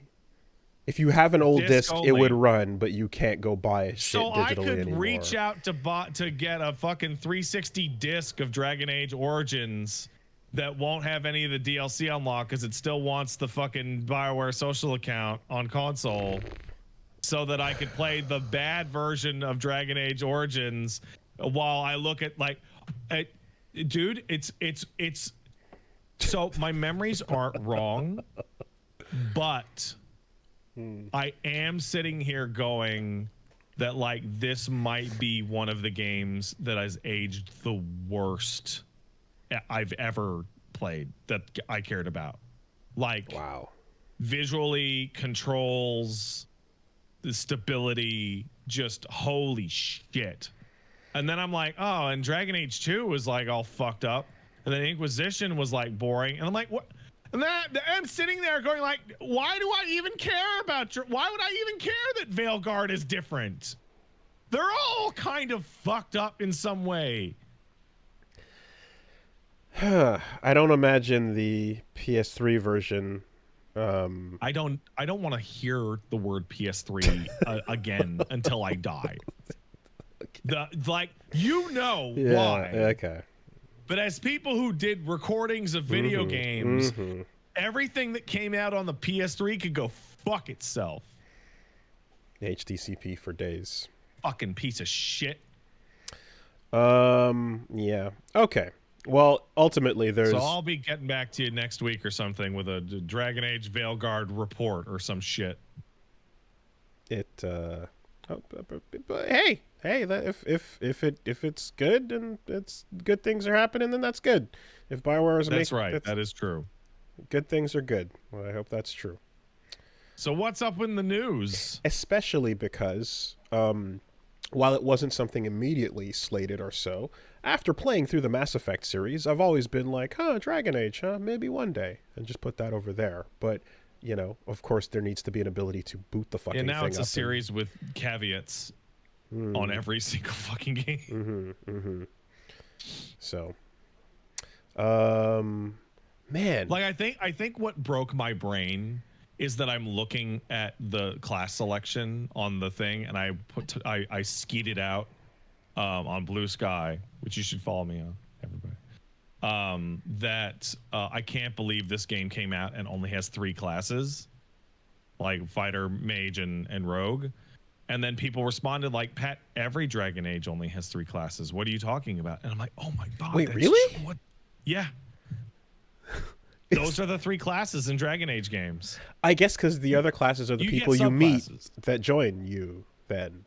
No, everybody's one of the 3 classes that just has subclasses. I don't know what Dragon Age is. Every single game in Dragon Age is completely different. I thought I had an inkling of what the fuck this franchise was. I have no idea what these games are, dude. That's crazy. Okay, you know what Dragon Age is? It is a role-playing game series made entirely out of the way people felt when Dark Souls 2 came out. Every game that comes out that says Dragon Age on it is the Dark Souls 2 release. Okay, my head is I just was like, you have a Lord of the Rings party of classes you can pick from, and then you can bang whoever you want in this That's true. You can bang in this BioWare setup, and you have relationships and you go. That's true. RPG. But how do you control your characters? It's different in every fucking game.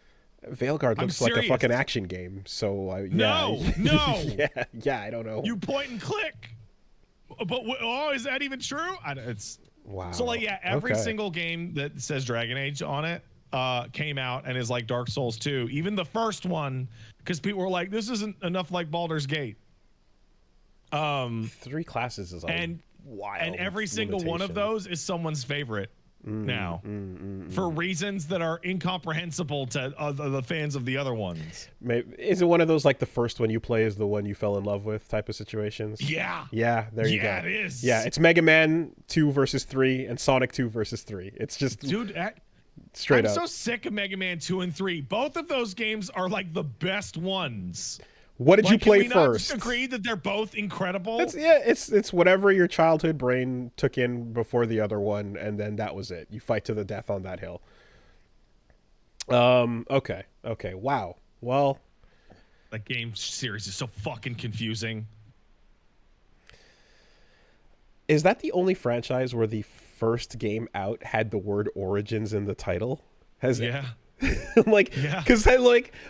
sounds like a re-release of a game that you slap that on to distinguish it from the first one. You know, that's crazy, huh? I wonder if any game had the audacity to come out and have one in the title as well. That's Anyway, all right. Mortal Kombat. But I mean, actually, is the first entry. Oh, like it comes out and it's like Dragon Age 1, but it's actually the beginning of the franchise. Yeah, this is as close as you're gonna get. Yeah, okay. Because you can use one when you do a reset and come all the way back around. That's when you can use it, like Battlefield 1. Like people are pointing out Battlefield 1 did that, but they had to come back around to it. So Tobal number 1, I suppose you can throw that up there. But wasn't that supposed to be like, I'm number 1? Yeah, it's not actually but I'll allow it. Speaking of dead fighting games, new Virtua Fighter confirmed. Fuck off. You didn't see the news? Not dead. It's been alive this whole time. Stasis? It's been alive this whole time. Running on racist Virtua Fighter is netcode. fine. Oh, okay. All right. In our hearts. Hey.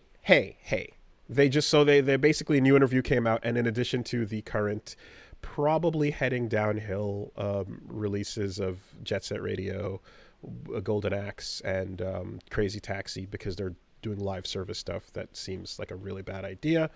They confirmed that Virtua Fighter is also coming back on the list of new things that Sega's working on. And if I can offer you some hopium, maybe the reason why there's no Kiryu in any Tekken games ever is because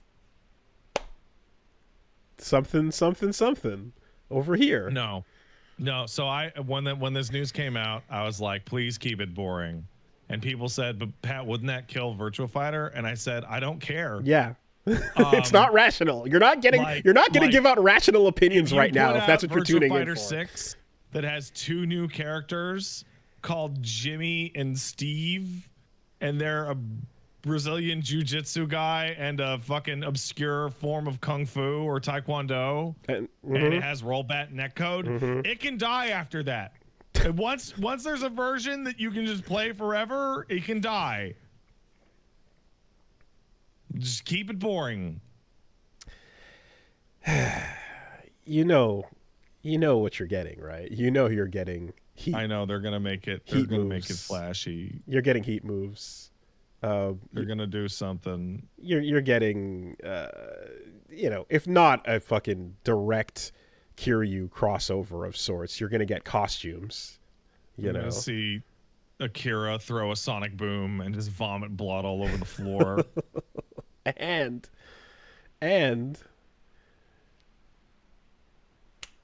you might not even get rollback. But I am I imagine there will be, but it's like a 70-30 chance, maybe. What happens if I type in Virtua Fighter 6 rollback netcode? Does that happen?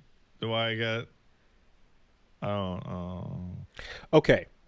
All right. Monkey's Paw. You get VF6. You get it with rollback. You get it with Jimmy, Steve, and I don't know, Mary Catherine Gallagher. right? Sure. Uh, She's a Scottish boxer. Yeah, there you go, right? And it's all set and ready to go. Yeah. But it's also a live service game because everything else they're making now is live service. What do you want from me? Tears, suffering, pain. So, the weight of your soul. I think that turning Virtua Fighter into a live service game might be a way to just rack up the grandest loss on any Virtua Fighter ever. Because I can't think of a series that is less ready to be gassed than Virtua Fighter. A series in which people play the default looking characters that they picked 20 years ago exclusively. It's entirely possible that in this quest for negative money, that they look at it from the jump and go, we're looking for you, Pat, actually, and we're looking for the 3 other people like you to just fund this forever. And that'll be it. We don't even want mass appeal. I don't think there's like I could hop into the Discord between me and the 10 other guys, but I don't think we can bankroll it ourselves. That just seems non-viable. Also inside of it is a VF5 mode where you can just go play that. I'll be really blunt. I would legitimately be happy if Virtua Fighter never came out again, as long as they re-released VF5 Final Showdown with good netcode. I mean, like it, and like made it in a backwards compatible, like on a console and PC, so you could just play it. But now that they did it and embarrassed themselves, that was the shot. It doesn't. I don't know that they come back around and go, oops, we fucked up here, we're going to do it again. I think you wait till you think you got to wait for whatever comes after this, I see someone in the chat describing live service as a game released and then updated with regular content, which is the state of fighting games for forever, right? However, I need to be very clear with people who are not familiar with Virtua Fighter. Virtua Fighter gets a new character on a rate of approximately 1 every 2 or 3 years. Every 2 or 3 games. New characters are at a violent premium. So you would get the fucking Virtua Fighter 6 season pass. Are there and it would be like, next year we'll give you a character. Is Virtua Fighter a franchise where there are less new characters than entries in the franchise? Let's find out. No. Because there's 5 Virtua There's 5 Fighter games, but there's only been 4 characters over time. 2. Each game adds 2. You added Lion and Shun, then you added Aoi and Taka. Okay. And then you added Vanessa and Brad, and then you added Go and but it's the closest to that number of all fighting games. It's the closest one game equals 1 new character. Yeah, no, ratio. It's a series that's defined itself on a lack of change, and the people who like it. Like, Leon Rafal, the Mantis fighter that came out in Virtua Fighter 2. He's been like mostly unchanged since I was a child. Yep. I don't make it a habit to fight the elderly. If he changes too much, and that's why if you want to play a different character that feels different, every 3 or 4 years we have 1 or 2 new characters for you. Okay. This guy's name is Brad. He's a kickboxer. Okay. Do you like him? No? Then go fuck yourself forever, I guess. Okay, Monkey's Paw. You're getting the exact game you just described, down to the exact characters, and it's not live service. Right. But it is not called Virtua Fighter 6. It's called Virtua Fighter Kids 2. That doesn't sound like the exact same game. It's the exact same content, except through the lens of the big head, small body Virtua Fighter kids. Okay. So I have a child, and I love my son very much. So the option of just saying that I would kill myself is no longer on the table. I have to go on for my boy. Forced big head mode. But I'd think about it. Okay. I'd be like, oh. Okay, we're in the ballpark. No. But no. and all the big heads affect all the hurt boxes and hitboxes and collisions. So all moves. This man is a threat to my mental health with this discussion. He is psychically attacking me. Hey man, Sega made an announcement. I'm just running the bit that you was destined to be. You know how this goes. When Virtua Fighter is in the news, you need to put a mental shield up, cast fucking Makara Karn, and come into the podcast. You know how it is. So the thing that I'm actually really worried about is that I don't know who the fuck at Sega still works there that made Virtua Fighter 5. That was a long time ago. Oh, nobody. Absolutely and nobody. I don't mean the updates. I mean like a proper new Virtua Fighter. Yeah. That was in the 360 era. That was a fucking 2007 game. No, they are long gone, dead or in jail. Like they're not around anymore.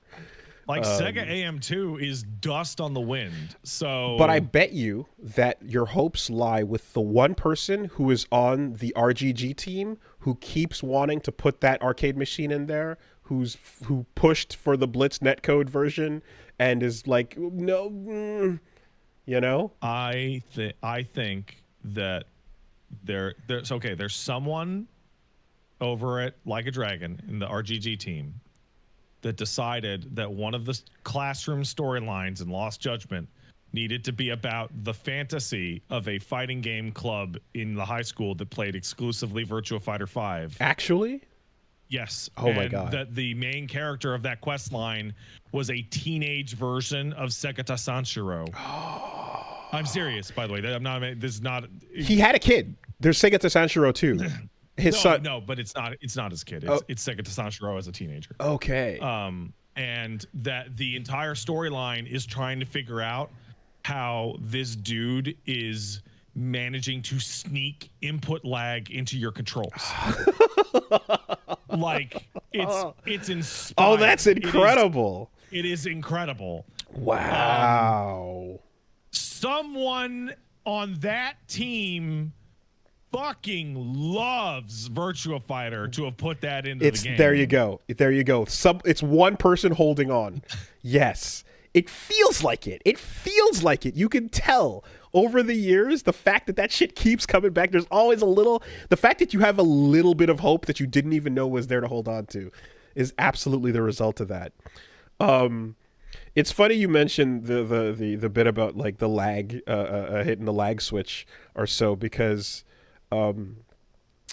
I saw a post the other day that was a screenshot of the Tekken 8 cheat engine like options. Yeah. And there's when you run the cheat engine on PC, it has like, because I was like, there's a lot of games where you see footage of people like whatever, like auto blocking and things. I'm like, what are the actual options here? What do people have on? Because it's like, how tiny is your edic? How is your ego? What does it need? So you have the Electric Wind Godfist macro, so you can set a hotkey. Control opponent's inputs on a hotkey. Like right off the bat, right off the bat, you're just like, yeah, I just put a little input in where you didn't press anything and took over your controls for a second, made you drop your combo. Whoop. How subtle do you want to hide your shit, right? Yeah. So take over the opponent's controls. Lag switch, literally a hotkey. Yeah. Set close range, mid or long range counter hit in neutral. So every time you touch your opponent, it'll always be a counter hit.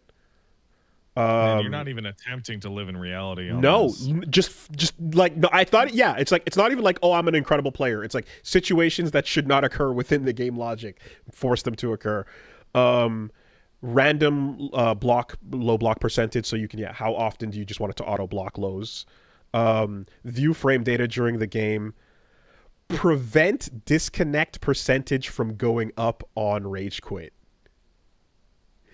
If you are running a cheat and someone is stomping your ass with the cheats on and you baby out, you can run a cheat to stop your disconnection percentage from increasing. Do you understand how fucking tiny your dick is, dude? Like, the level of insecurity, it's wild. Duck under strings that have highs, auto sidestep timing, you know, whatever the case is, and then all these ones, and then the last one is perfect punish. And then you just put in a combo, and the moment you block something that can be perfectly punished with a full max damage thing, it'll just do the full thing automatically. Yeah, that's a fun one. I mean, wow. I always just thought it would be as simple as like, you know, yeah, auto block or whatever. And it's like, no, you can get granular on the tiniest little level that gives insights into the mentality of the cheater. So isn't that fascinating? This is not a fighting game example, but I remember when this is a very old conversation. I was playing PUBG a lot, and that desert map came out, and I played that for a couple of weeks, and then I quit and I never looked back. And I would like check in every 6 months to be like, have they fixed the cheating problem? And the answer was no. And what was occurring is that you would play about half a match of PUBG, and you would get killed like from miles away. Like it would do a kill cam thing and it would show you nothing because the character was so far away, and they would be shooting you from an infinite distance through the entire geometry of the world to kill you. Yeah. And I remember, and that was that. There was a streak where I played like 2 or 3 games every day for like a week, and that was how I died every single time, like 15 times in a row. And I'm like, all right, done with this, right? But what stood out to me is that like this is not even approximating a facsimile of playing the game at all. Like you're loading into a map, and the robot is pointing you at things you can't see, and then you're clicking and seeing a little ticker that goes up and goes, killed, you won. And I'm like, you're just playing a slot machine that always wins now. Oh, do not underestimate how pathetic the person running these things needs to be for that to still feel good. Like they're actually still getting a little spark of enjoyment out of that, you know? Or in some cases, it might even just like everyone else being salty or so, right? There's I never forgot. I think I talked about it before, but the Tarkov cheating community, and like how there's videos. I forgot. I forgot who made a really interesting one about discovering the wiggle, where you do the lean right to kind of indicate that you're a cheater and someone else on the map is also a cheater. And then you can find out when you load into a game how many people are you're playing a different video game where you're all on the same team against everyone playing normally.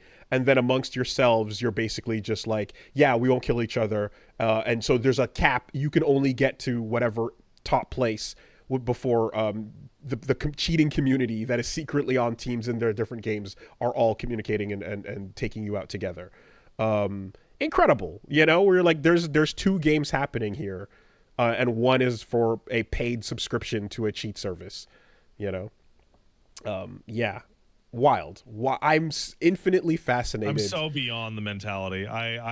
It's so alien. I want to understand. Yeah. I want to know. That's why I find like when I see things like this where it's like, oh, what options do they create for themselves? Because I'm like what does the person who is got the capability to crack a game open and do all this to it, but is such a baby inside. Like this you've come like so far as an adult, but you still have a fucking sus and bottle. Like it's so interesting. This feels like me teaching my baby to play Monopoly, but every time I pass go, I just give myself $1,000 because he doesn't know the rules super good. And if he complains, I go, no, that's not how the rules work. And then I beat a 2-year-old and go, man, yeah, Yeah, Yeah. yeah, yeah. And I'd love to know how many was the pipeline. I played normally. I got destroyed. I got destroyed. I got so destroyed and so upset that I just started not just rage quitting, but then whatever, toxic messaging, shit talking people, and then you just have this like, okay, maybe I'll just put it on once, you know, and then you just kind of like, oh yeah, and then you get a little bit of get that little endorphin rush, and then you put it on a little bit more, like what, like the timeline, can you look at somebody who just rage quit on you and go, oh yeah, they're on step 7, they're a couple weeks away from loading up the auto DI detector. Incredible. That forum where the kid was like, I'm so tired of losing. I just wanted to win for once, and now my brother's account is banned. He's gonna kill me, or like, I have a job. I'm busy. I don't have time to play this game to get so good at it. God, it's so unfair. It's like, yeah. Anyway, infinitely fascinating stuff. So yeah. Like I hear that scenario, and I go, I guess the situation's gonna work itself out then, because. Anyways, so on that note, hey, I'm gonna go for a public service announcement to anyone who can hear me. I'm not watching it yet because I never finished the first season, but that second season of Arcane is out. Oh yes, which means I am watching many people think about reinstalling League of Legends. Don't do it. Okay. Don't do it. Now, I saw the Purple Sharpie do it, and she says, I didn't know any better. And it's like, you did know better. You knew better. Sharpie. I just scrolled past like 2 other people going, should I reinstall League of Legends? Sharpie, come on now. Sharpie, you know better. So I haven't started it, but I'm probably going to. And League of Legends. Yes. No, Arcane season 2, because I loved Arcane season 1. And I'll tell you what'll happen, because it happened to me last time as well. I'll finish that, and I'll go, damn, that was really awesome. And then I will take all of that energy and thoroughly divert it into watching some music videos. And then perhaps even just looking up some 2XKO footage. Yeah. And then I'll chill. Watching a bunch of music videos after Arcane season 1, that's how I contained it, the KDA stuff and whatever else. I don't want to derail this conversation, but I do have something to say because you mentioned 2XKO. So Jinx got announced for the playtest. Mm-hmm. Which she was revealed in like a little clip footage before anyway. No surprise there. And every comment underneath that was like, when is this coming out? Like, the new reveal of a character is actually the first character we ever saw like 3 years ago. And like, what? I suspect it's not going by a marketing budget as much as it is like, hey, she wasn't ready before, but now she is. So, hey, take a look. Oh, absolutely. I think but it's also now's the season of the Arcane. So yes. Maybe show Jinx off. But it just seems like it's progressing at a Virtua Fighter series pace. But we can't confirm it exists. I played it. You played it. It's pretty good. We can confirm. But the other thing that I have to point out is that in the blog posts that the devs posted about 2XKO, they are shortening that game's name in regular conversation to just 2X. Mm-hmm. I thought the point of 2XKO was to not have a long name that took a long time to say, and that's why it's this horrible acronym. Well, I think we had the conversation on this, but like 2XKO is still 4 syllables you have to sound out. And League of Legends is also 4, even though now in your brain it's longer. Back down to 2X. Are they just gonna start calling this Tex? Is that what the name of this game is? I saw people calling it Tuco. I saw Tuco being the affectionate way to call it. Yeah, that's a thing. This feels like an X-Bone scenario. Double cross knockout.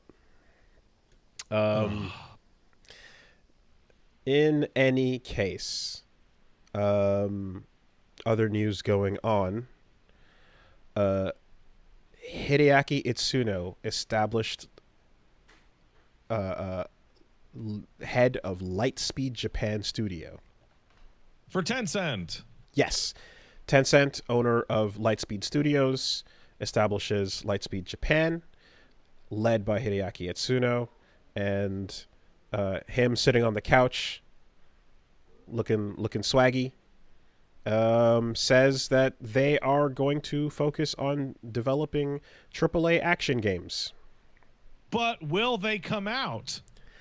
So far, LightSpeed has not put out stuff. No, they're brand new. Okay, well, no. There's LightSpeed Japan is new. LightSpeed not Japan existed, and there was a LightSpeed LA that had an announcement for a game called Last Sentinel earlier this year. And there was also, I think they did some work on the release of FF 50 or 14 in China, but no major particular releases from them directly. But yeah, it's a Tencent thing.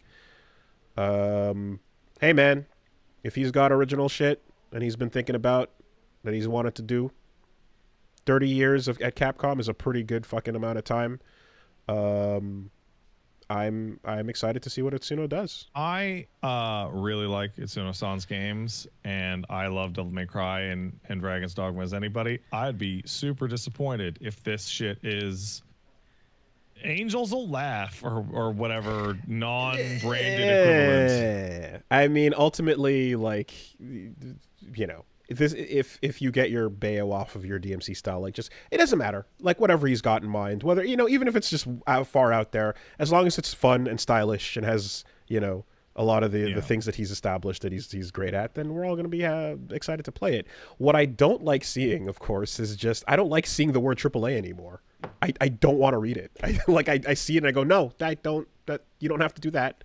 Just make the rest of that whatever you're going to do, but you don't have to set the standard for cost and effort. What are you talking about? The biggest pusher of the AAA label, Ubisoft, is going to be releasing their hot new game Assassin's Creed Shadows this February. And that's how you know quality. Now, the fact that it's releasing in the middle of a packed season of 6 other games that all look more interesting, notwithstanding, AAA is where it's at, brother.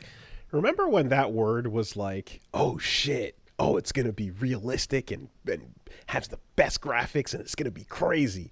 Oh man, it's going to be that lasted for like 3 games. That lasted for like 1 year. Like it was the idea that was basically like, it's going to be a console mover because it's going to just look so impressive in screenshots, and people are going to buy Madden, they're going to buy Call of Duty, and they're going to buy this thing, you know. And now I'm just like, all you do is you just tell us that you're spending probably more money than you need to. It's so money, brother. Yeah. Is it? So there's that. I don't care. I just yeah, Itsuno, fucking Godspeed and Lightspeed. I would rather have 20 AA games like what Like a Dragon's been doing. 20? 2! Like 2! Fucking like less. I don't care. In exchange for one AAA? My point is by not making AAA games, they've been able to make dozens of comfortable AAs. Sure, yeah. Single even. I'm just, you know, whatever you can do, whatever you need to do. You don't I don't need your game to fucking fight the stock market. You know, dude. You know what? You know what game I think of now when I think of AAA? I think of fucking who put this out? Was this EA? Do you remember a fucking game called Immortals of Avium? Oh, where you're shooting the monsters. You're the legendary. It's like a first person shooter, but it's all magic shit. Yes, the one that Reggie thought was Mass Effect. Yeah. That I remember watching the first trailer for that and being like, money in the toilet, just right in the trash. And sure enough, yeah. So to me, it's Agni's philosophy, right? Forsaken. No, hold on. No. The future is Forsaken. Forsaken is the old game from. I'm thinking of Forspoken. Yeah, it's Forspoken. Forspoken? Is it Forspoken or Forsaken? It's called Forspoken. Forspoken. God damn it. I was damn. It's like yeah. Okay. Right. Oh boy. Agni's philosophy. Tech demo. Yeah. Forgotten. Man. Hey man, I gotta take a quick break. All right. I'll be right back. BRB.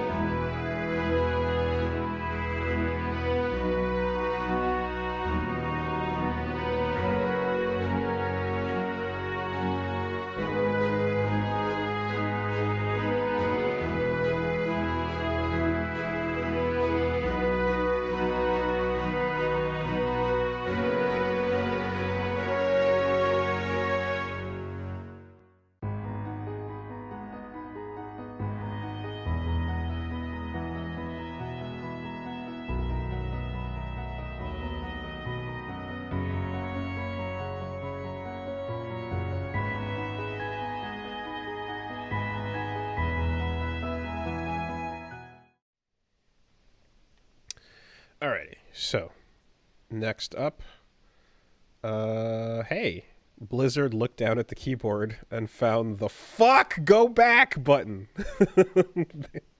They said, "Fine, leave me alone."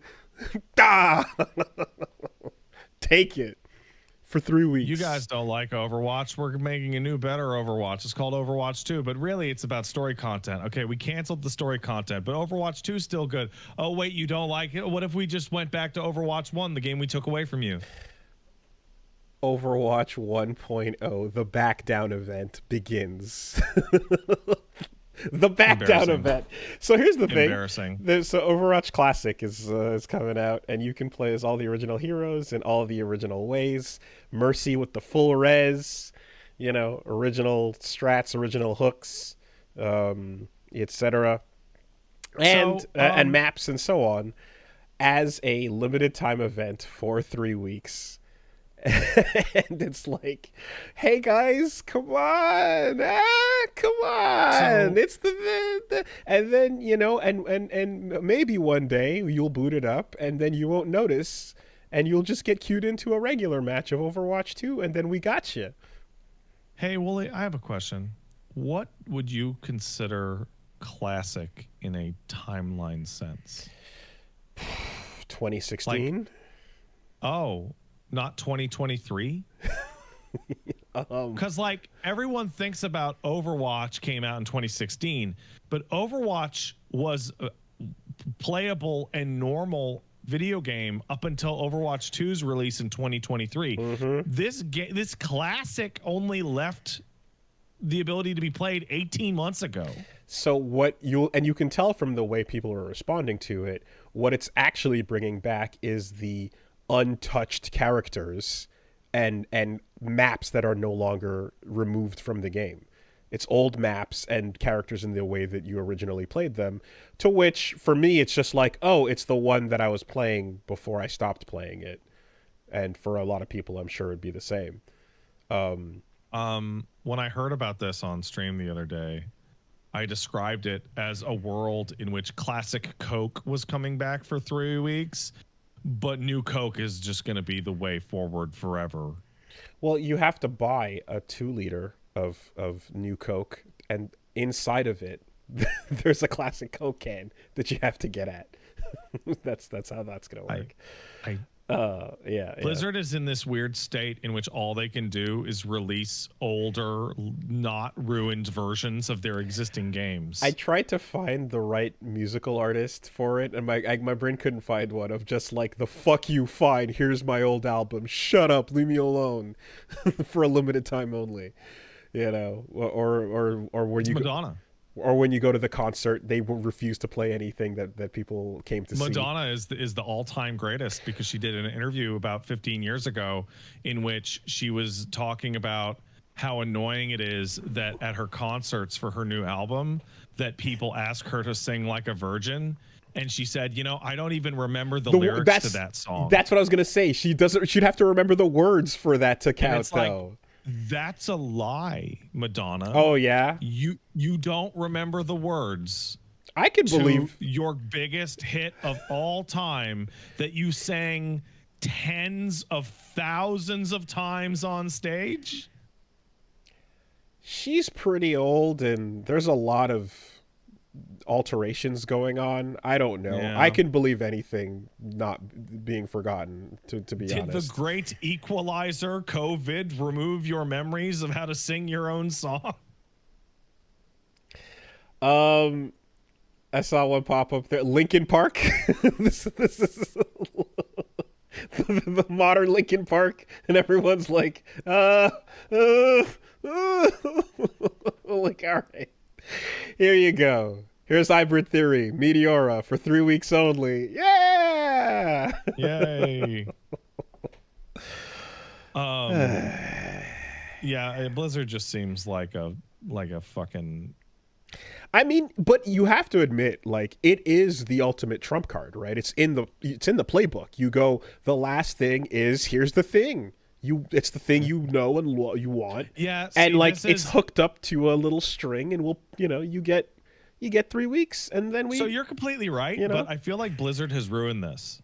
WoW Classic. Blizzard specifically for themselves have ruined the Classic thing because WoW Classic was the single most requested thing from that company for like 8 or 9 years, and then they were like, fine, and it was like really dismissive. You think you want that, but you don't. Like this really high and mighty attitude where it was like, no, people actually want that. They very much do want that. That's interesting you said, because where the fuck was it? Somewhere in the announcement for this, they were talking about like, oh, so like what's the plan, or like why just 3 weeks? And they're like, oh well, you know, there's kind of like oh, you never know, maybe we'll see if we want something like that to linger. But the phrasing in one of the interviews was talking about how like, what was it? It's like, oh, it's great to see how much the game has changed. We've added a lot over the years. Yeah,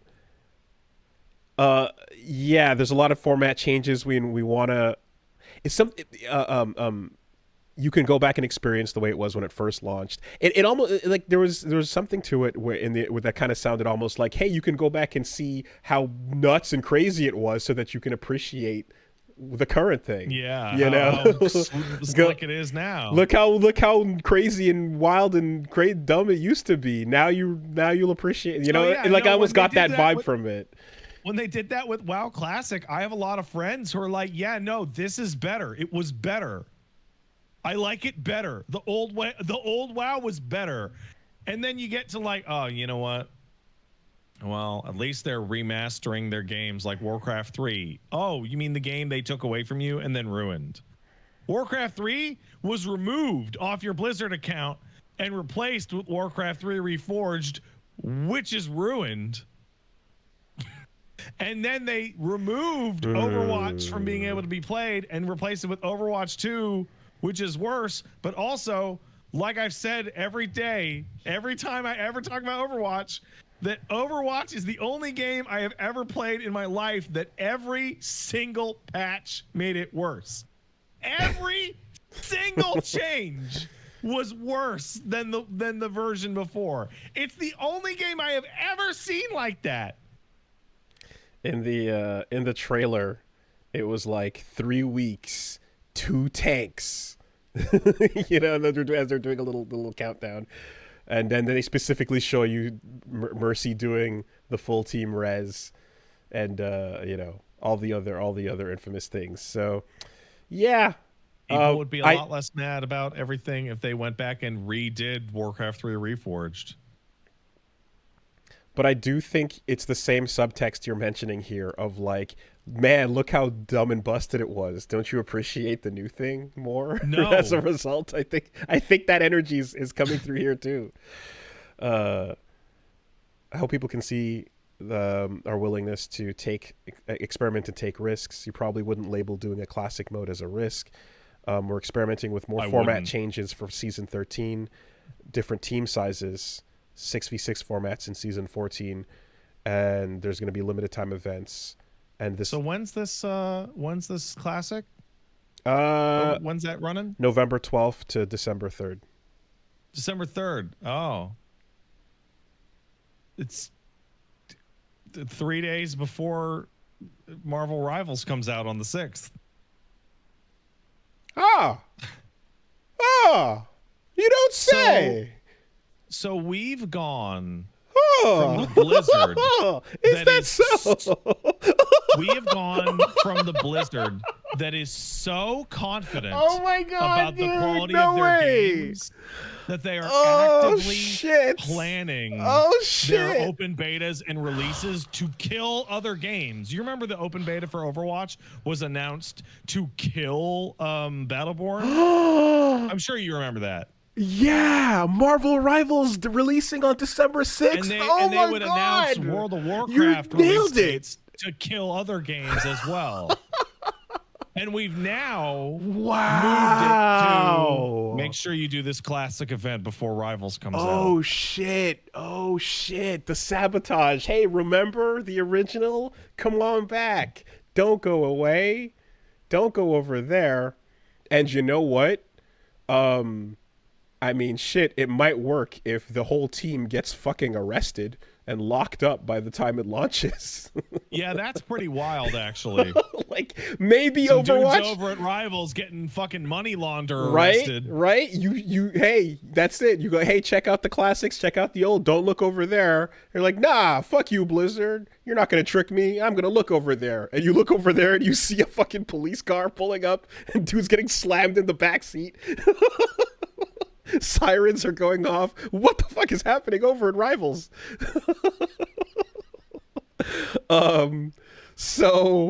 Yeah, apparently 9 employees at Marvel Rivals and Destiny Rising over at NetEase got arrested, including 2 senior executives for laundering money. To the tune of some $200 million plus, or over 1 billion yuan. So, like, whatever the fuck is happening over there ahead of this game's launch is so this is pretty nuts. This is total rabid speculation by me, pulling this out of my butt. But like, I remember looking at Marvel Rivals and we played the open beta, and I was like, wow, compared to other NetEase games, this thing looks like super slick and super polished, and like there's a ton of money going into it. And I guess some of that money was going into it and coming out in a very specific way. Yes. That was a lot of money. Allegedly. And the 2 executives apparently, some 27 other different companies are linked to the fraud case. That's a big number. That's a big amount, and this is pretty significant. And if that's involved with the budget at all. So somebody points out that specifically it's people in the esports and publication departments.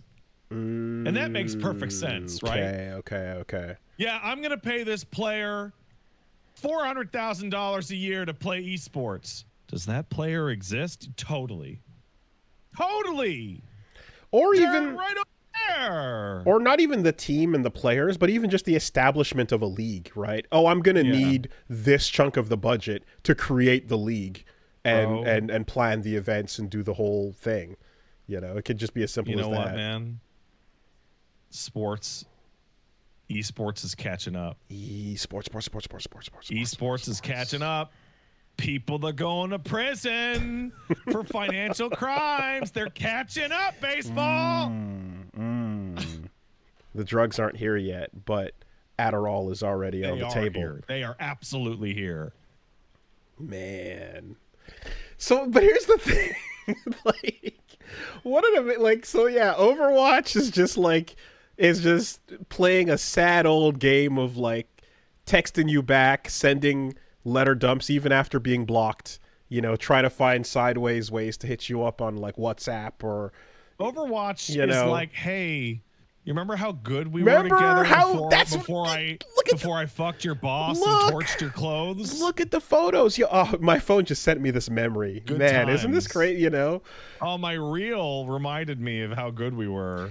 But the current Bay is like, yeah, don't worry about it, babe. I just got to talk to the judge. It'll be like 2-3 days tops. I'll be, you know, I got it's a misunderstanding. My cousin's a lawyer. We got this covered. It's fine. Don't worry about it. We'll be straight in 5 minutes. Don't worry about it. Don't read the news. Don't look at the newspaper. You know what? Just don't even take any phone calls until I get home. And you're just like, damn. But he kills it when he's here, right? When he's around, shit's good though, right? That gameplay is incredible. It's so good. Wow. Well, anyway. I got to admit, I'm shocked more parts of large gaming publishers don't get fucking caught with their money laundering shit. Oh yeah, no. The question is not like where, but like just simply how many, and not if, but how many. And you have to kind of wonder in these types of cases where it's like, okay, so NetEase is getting pulled up. Did somebody not get their skim? Did somebody not, grease a palm that's supposed to be greased? Did someone that was the system failed somewhere? Is the system working one where the grease is consistent throughout the entire conveyor belt? Is that baked in? Somebody was unhappy with their circumstance within the system. Or really afraid of going to jail themselves. An accountant doesn't suddenly carry the two, look at the numbers and go, oh my God, where did $200 million go? I just don't know, man. All of a sudden in a single TPS report. I don't know. So. No, actually, what does happen is that the national IRS equivalent goes, wait, these numbers don't make any sense. Maybe I should look a little more careful into these. None of these numbers make any sense. Where does the money go? Yeah. Anyone could get pulled for any reason at any time that may or may not have anything to do with what's happening on the books or what they say, Never forget. Jack Ma can get disappeared for a month. Come back and be like, it's cool. So there was that. And, well, we were talking about cheaters earlier. Here's a particularly interesting one. The PS5 Pro has dropped. And it appears that scalpers are forced to sell them at a loss because they bought up a bunch on release in anticipation of, the price hike that would come when the surge once the console became unavailable, which the console continues to be readily available at major retailers everywhere. I could walk into a store near my house. I could go to my Best Buy and just pick one up right now. Anyone can go. I've seen them. Nope. No issues whatsoever. It's very, very, very available. It's so available. And as a result, the gamble has led to a number of scalpers being forced to shove them up on resale sites at a loss. So awesome. Too bad, so sad. Wop wop. Play again. I found out that the PS5 Pro was out by seeing the Scalper article. That's awesome. That's great. I mean, you don't really think about that on the back end when like you release something that is not going to move because people are not about purchasing that at that rate, at that price, and then the scalpers go, it's a new PS PlayStation, go get it. Who cares? What the fuck? I don't know who this fucking thing is for, man. Fucking $1,100 console. The people who are gonna spend that have a PC. That's too much. The Digital Foundry came out reviewing the features and everything on it, and one of the main takeaways was that Elden Ring remains undefeated. Cannot hit stable 60. Unbelievable. On that either. And never goes below the 48. But it can't get a rock solid 60. It's yeah. Nonsense.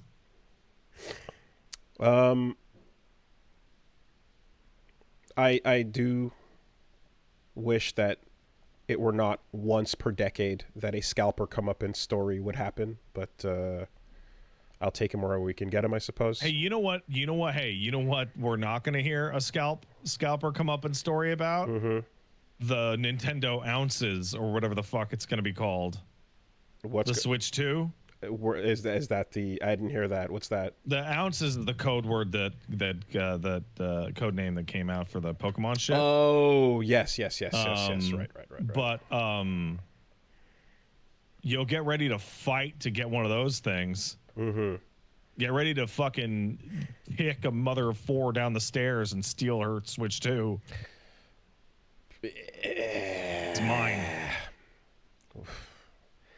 I'm gonna wait for the game announcement that needs that you know to get it. I'm. Oh, they announced that game. They announced that game. It's you can play your Switch games on a more powerful piece of hardware, so they might act like real video games. Right. Okay, that game. Right. That. Yeah. Okay.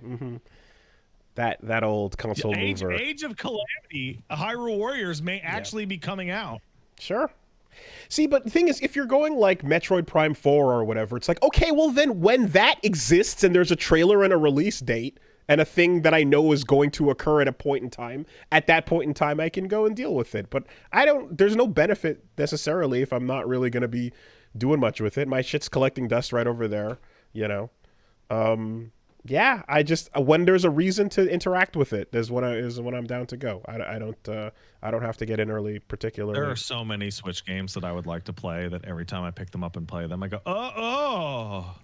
And you know, well, so timing wise enough, I know that I was planning to replace my PS5 anyway because besides the storage space bit, recently playing with Metaphor and such, you know, Punchbomb was kind of taking a look and was looking at getting into FF7 R2, which means we can't do what we did last time, where before we did she used my PS4 to connect to the PS5 when I wasn't using it to play P5 and do the stream thing. But in this case, that's just not going to work as much because of how frequently it's being used and everything. So my current PS5 is going to probably need to, you know, go there and da-da-da. So the whole thing is going to get shaken up anyway. So like I said, I'm sooner likely to grab one of these than whatever ounces is going to be necessarily, unless they fucking hit me with the right exclusive announcement or something from the jump. But yeah, I would, you know, what would make me laugh really hard if the Nintendo Switch 2 or whatever it is, like, we've taken many steps to ensure that Nintendo Switch games will be exactly as you remember them and will be emulated exactly as they were on the Nintendo Switch. And then they just put up a fucking piece of footage of Hyrule Warriors Calamity, whatever, just at fucking 10 frames going, look how accurate it is. Just like you remember it. Just a black and white nostalgia filter of you booting up the emulator. God. Well, anyway, that's all good times. I will.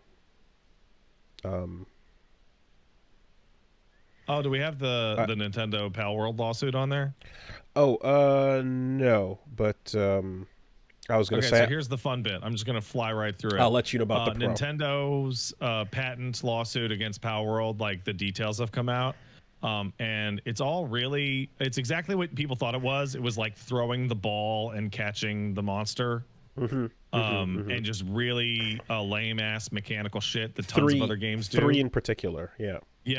More importantly, is that all of these patents were filed after fucking Pal World got announced, and they were filed worldwide after Pal World came out. So it just feels like they saw Pal World and then they filed all this shit with the plan to sue them over it later. So if I hold out my buddy device and then my monster comes out of it directly, but I don't throw it to catch necessarily, that's fine. And many of riding these things are things that they did in the Pal World devs did in their prior game called Craftopia. So like Nintendo is just flat out in the wrong. It's just, again, it's the fact that the vibes are so on point as opposed to every other. Oh, I'm wrong here? Oh, of course. Okay. I was going to say, every other Pokemon clone, this is the one that has been the most, like, shameless and, like, fucking taking the piss. Like, this is Monty Python's Pokemon, you know? So I think the energy that Pal World has is part of why Nintendo is so upset at it. I'm now seeing people argue with me when I say I'm wrong that I'm not wrong. This is awesome. Okay. Well, so it was but I saw it's the Pokeball toss, it's the riding of the monsters, and I forget what the third thing was. It's shit that a billion other games do that Nintendo would never have them sued because that's stupid. But renewal filing, is that what it is? So the renewal filing was in 2024. The original filing was in 2021 after Pal World was announced. Okay. And after Craftopia already had many of these features. Okay. Well, if that is the case, then the filing is not as spiteful a point. But nonetheless, I do wonder: is Nintendo coming after any other Pokemon clones that have been released in the years since Red and Blue? They're asking for $60K, which is like really small, but they're also asking for an injunction to ban sale. And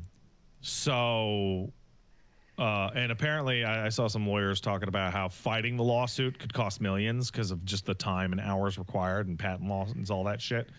But I kind of expect, my gut says that what we're going to see is like a settlement in which Pal World either changes that shit or just doesn't sell it in Japan. Well, I'm just like, how hard and how out of character would it be for Pal World to just remove the ball and make nothing?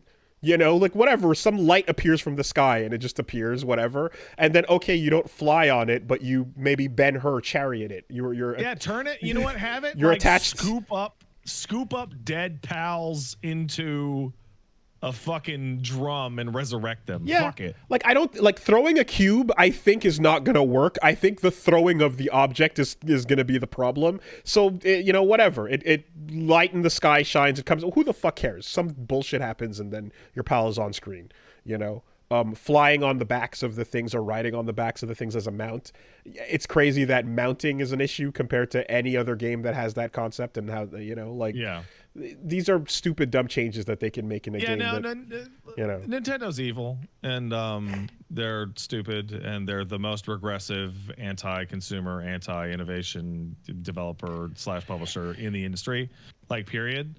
And it's always been that way. The way they've treated everybody with their IP is always like, no, but us though. No, it's not. No, you don't do it though. No, not you, but us though. We'll steal your emulator that you made and your versions of games, but don't you fucking emulate our games. No, it's Nintendo. I fully look forward to the update that changes these features and introduces a new Hanafuna card company as an evil faction in the world. Oh, that'd be awesome as shit. That just dumps their pals into mulch in order to create the to create the Hanafuna ink, to print on their cards. That'd be great.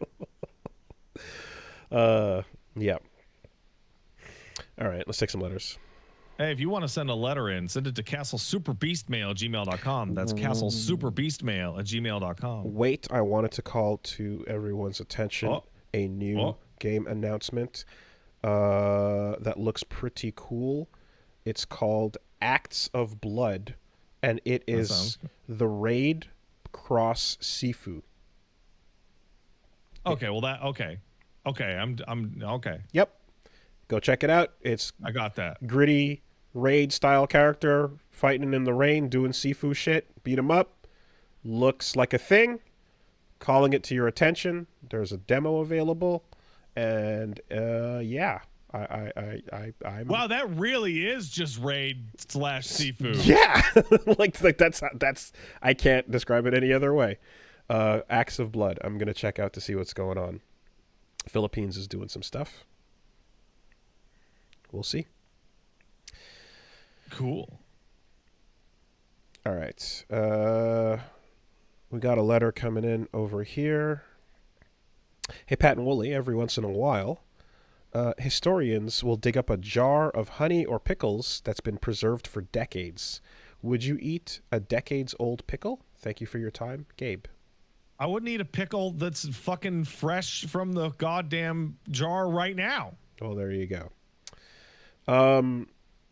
I'd eat honey, though. I'd eat old honey. Honey doesn't go bad. Honey keeps. Yeah. Honey keeps crazy. I've had natto, so I've already ventured into that territory. I guess the question is like, what fermented ass thing would you do? Would you actually opt in to try? I'd try a lot of things. I would for money. I like kimchi. I could probably do some really strong kimchi because I really enjoy the flavor and taste of that. Of all the most. Well, okay, hold on. If I'm at a place and somebody offers me a new food and it's like weird or something, I'll put it in my mouth and I'll try it, right? But we're not talking about that. We're talking about we have the black sarcophagus juice. Yeah. So how much for a can of surströmming? I don't think I have the capability to actually eat that. Like, I think I would try, but I don't think I'd be able to get near it. I think my body would rebel and fight me. And most importantly, how much to open that can in your kitchen? Oh, 0. No, not doing it. Oh, man. Apparently, once you get past the absolute fucking Blighttown gas that comes out of it, the flavor of the meat is not the worst in the world, but it's just that the you're selling me. Yeah, you're selling me. But the herring needs to ferment in its own rotten juices, and for that the canning process is ideal. So it's the gas release is not the flavor of the meat, is what I've been told. Bro, I'm the kind of guy who'll have a bite of yogurt and be like, this tastes off, and dump the rest of the tub. Like, food goes bad. You shouldn't eat food that goes bad. And I don't care if you tell me, no, it's supposed to go bad. Shut up. This is the Europeans trying to trick us. I mean, dairy, you know, in general, you don't want to fuck with. I would do kimchi. If it's something kimchi based, I can an aged kimchi, providing that it's within the realm of you know. But that's like a regular food that people eat. But I mean, an aged kimchi, I think I could take. It's my of the aged foods, it's the one that I think I like the most. Blue cheese is good. I like blue cheese. Yeah, blue cheese is fantastic. Although blue cheese itself, raw versus blue cheese like cream, are totally different things. No, you have to put blue cheese on something. You can't. You can't. All right. Durandal here says, howdy Nurgling Pat and Zergling Wooly. Simple question. What is your favorite faction and unit hero from a strategy game? It can range from traditional to 4X, grand strategy, etc. Have a good week. Stay safe. Man, I'm a big fan of those siege tanks. Siege tanks and siege mode and switching out is pretty rad. I don't know. Like, to this day, I still randomly think about ghosts. Ghosts, they're good. The way they move with the gun on the ground, like the giant rifle, it reminds me of that one scene in Spriggan where he pulls off the giant gun from the back of the tank and he's dragging it on the ground. The fact that they're stealthy and that you can hide outside the base, get intel, and then call in the nuke, like the whole thing with ghosts is just so cool. Big fan of that. And the functionality of like what an Archon is also super rad, right? Doing a fusion dance with 2 units to create a powerful one permanently. That's a cool concept.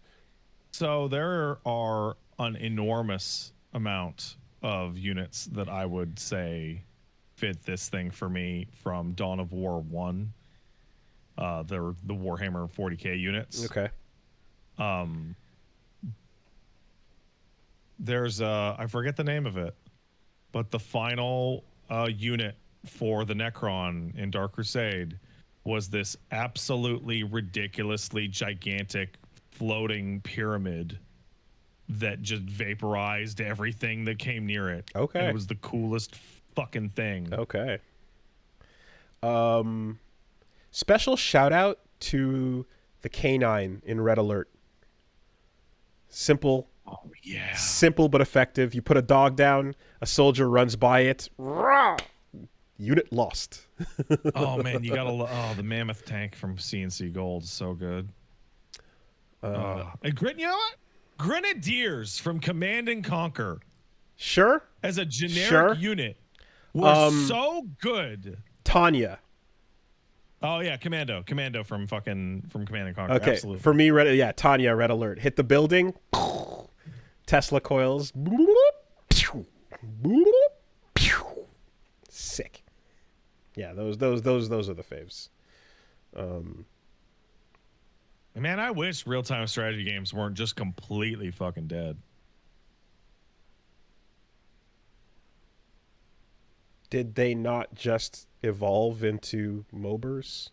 Those are very different genres.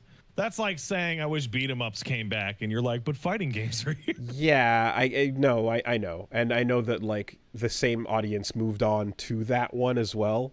But you kind of like, yeah, I guess you just someone needs to be a champion of the old genre and hold on to it no matter what the tide is doing. Pikmin. does that count? Come on. Okay. No. Eventually the audience like changed, but it did. That was the pipeline, right? You RTS into MOBA. This is that's very direct pipeline. Yeah, that's the basis of where the fan base, how it started so big to begin with. Well, it's easy to control one unit in a RTS game. Yeah, it's very well. Easy. That's yeah. So, I remember Commandos, the game and it was just like it's like an RTS, but there's no buildings. It's just the units. Holy shit. There have been a lot of games that are like, what if you just didn't have to build anything in your RTS game? Wouldn't that be more fun? And the answer is no. Actually, for a huge amount of people, building up your big base is like a huge appeal. Depends, man. You know, again, I'm out here talking about Syndicate again. You know, like I like just controlling the crew. And I should play Stefan. I'm a fan. I enjoy it. All right. Here, let's take one from. Okay, well, no straight name given. Hey, Cool Wooly and Cool Pat. What is the coolest Dreamcast game circa 2001? My call is Crazy Taxi and Jet Grind Radio. What am I missing? I mean, the coolest. So I know I've got the list off the. Oh yeah, no. Dude, I don't even like the Dreamcast, and I have the list in my head. It's unstoppable, man. Jet Set Radio, Soul Calibur, Rizz, Skies of Arcadia, coolest? Third Strike, Marvel 2, Power Stone, Ikaruga, Space Channel 5. Like, you can't beat that lineup, dude. It's incredible. It's either Jet Set, Marvel, Third Strike, or Project Justice. Seaman. Yeah. I mean, if you ask me, I would say House of the Dead 2, the greatest game that's ever been made. There you go. But that lineup was why I cared so much about that console and why I like always wanted to have one. Like it was just great arcadey fucking. There's an arcade machine in your house, man. All right, last one over here. Dear Padraig and Vulsworth. Hold on, I have a new answer. Okay. The last batch of good sports games to ever exist. Ooh, the 2K series. Yes. The 2K games. Okay. History Powerful. made them even cooler than they were at the time. Powerful answer. NFL 2K got fucking played. Man. And that was while I was... Okay, so I talk about when we used to buy Madden every year. We were a household that would do the seasons. And when Madden was phasing out and we just kind of were not really playing football games as much, fucking the 2K games were in. Bro, I am like, every time we mention sports games, I get like legitimately pissed off that a genre that I used to really enjoy just doesn't exist. I mean, like, annualized, I spent money every year. Dude, I had 93, 94, 95, 96, 97, 98. Yeah. And I mean, look, yeah, the street games were cool, and that's in the kind of NBA Jam arcadey kind of thing. But I'm straight up talking about real, actual sports simulator games. Aggressively spent money on those, man. Like, you know what else I would like to play a new game of? I would like to play an arcade racing game, please. So there are Wipeout likes that have come out since. No, I didn't say hovercraft fucking bullshit. There is also there's a couple because there's those, there's what the fuck is it called? There was a Daytona style indie game that was just like, obviously not drift stage, but there was something that was announced that was like I forget what it was called. That dropped. Yeah, so what I'm trying to describe is a little there's more Buck specific, Up and Drive. But it's like there's hyper throwback arcade game from 94 to 97.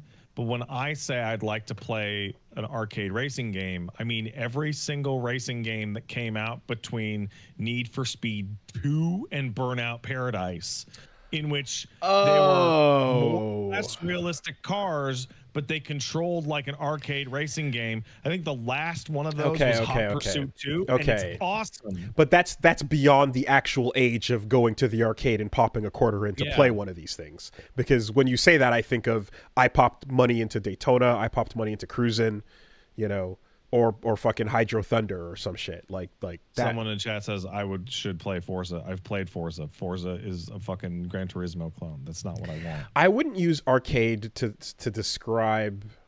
Well, that's how it was described at the time. Right. More confusing over time. Yeah. Okay.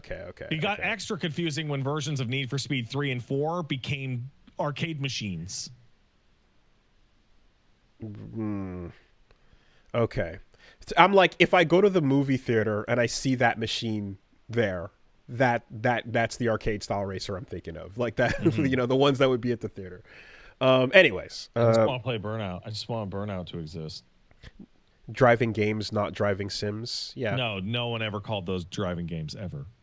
No one has ever called Burnout Paradise a driving game. I would say non-simulator fun racing would be my genre descriptor. You know what? I've played 2 of the Forza Horizon games. I would like to play a fun racing game. Yeah. That is good and fun to play.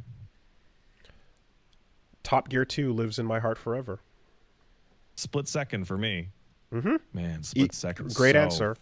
Oh, that's a good fucking game. Yep. Burnout.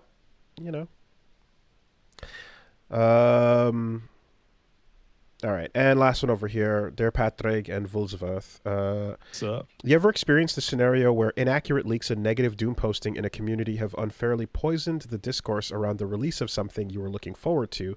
Misinformation so widely circulated as true that it becomes difficult to distinguish nuanced criticism from negative circle jerking in said discourse and communities. So that's a very specific phrasing. So it's like, what's the context? A lot of games are like that. That happens a lot. Popular manga Oshi no Ko will have its final chapter on Wednesday. For the last several weeks, chapter discussions have been pretty toxic on a significant portion of the fan base, reading poorly translated leaked spoilers instead of the actual chapters. You'll see comments with hundreds of upvotes referring to poorly written dialogue and plot points that never actually happened in the official chapter. By the time anyone calls them out, it's too late. People parrot the misinformation in future threads. It's frustrating watching the vocal portion of the community judge a piece of media on false preconceptions and spreads negativity outside of the community. So I got for this on Attack on Titan. Attack on Titan immediately came to mind, and yes, because and it wouldn't have been. So a lot of that is my knee-jerk response, but more than that, more than me being responsible for how I felt, there's someone else who is at fault, and it's not me. No, it would have been a lot easier to move through that extremely negative feeling. Is it Eren Yeager? No. It would be a lot easier for me to move through that extremely negative feeling and give AOT's like later bits more of a chance if the anime hadn't been released in the most fucked up, bizarre way possible. Because I would have been able to go, oh, the season is out, I'll just watch it and I'll see. And the two things I have to that, one, what I said in the actual discussion was that Attack on Titan's anime ending benefited heavily from the extra time it took to and the adjustments, the changes, things that you were able to see dialogue improvements and expansion of things that were rushed and stupid about the manga version. So it got a lot more better. It got a lot better, and things made more sense originally than they did. So that's a big thing. The release of Attack on Titan being so fucked up and everything, I found out that a big part of that was because MAPPA, they had similar things going on with Jujutsu Kaisen, where season 2 is fucking insane, over the top, incredible quality animation and stuff, but there was a ton of churn with artists, and people were crunching out, and the amount of work they had to do was getting stacked to the ceiling. And so basically Attack on Titan's release schedule was the product of, this is as much like high quality work as this team can do in this time frame. And like the idea was essentially, you either wait a super long time for it all to come out in, one big thing, or put it out piecemeal as they go. And the release schedule was basically like a product of the artists being able to only do so much. And there's people that were like kind of reporting, and we're finding out now that like even with that, they still should have had more time and more breaks, and should have been paid more as well, and all these things, So like at the time, I'm like, yeah, Attack on Titan, the final season, part A, Act B, fucking 3.2 whatever, it's like it's super silly when you're looking at it. And then when it's like, yeah, because there's a team of people on the other end of this that are like only capable of putting out so much, and they're already being worked to the fucking bone, it's like, okay, fine, fair enough, that shouldn't be happening, that sucks. So I think the most interesting version of this possible is a BioWare situation, and it's when a huge amount of story details for Mass Effect 3 leaked out onto 4chan like months and months and months ahead of the game's release. And they were very negative. And then NeoGAF had a thread on it. And then in order to confirm that shit, BioWare sent them a cease and desist to take the thread down. And a bunch of that, like, it's it was a green text, so it was like, like how biased could this be?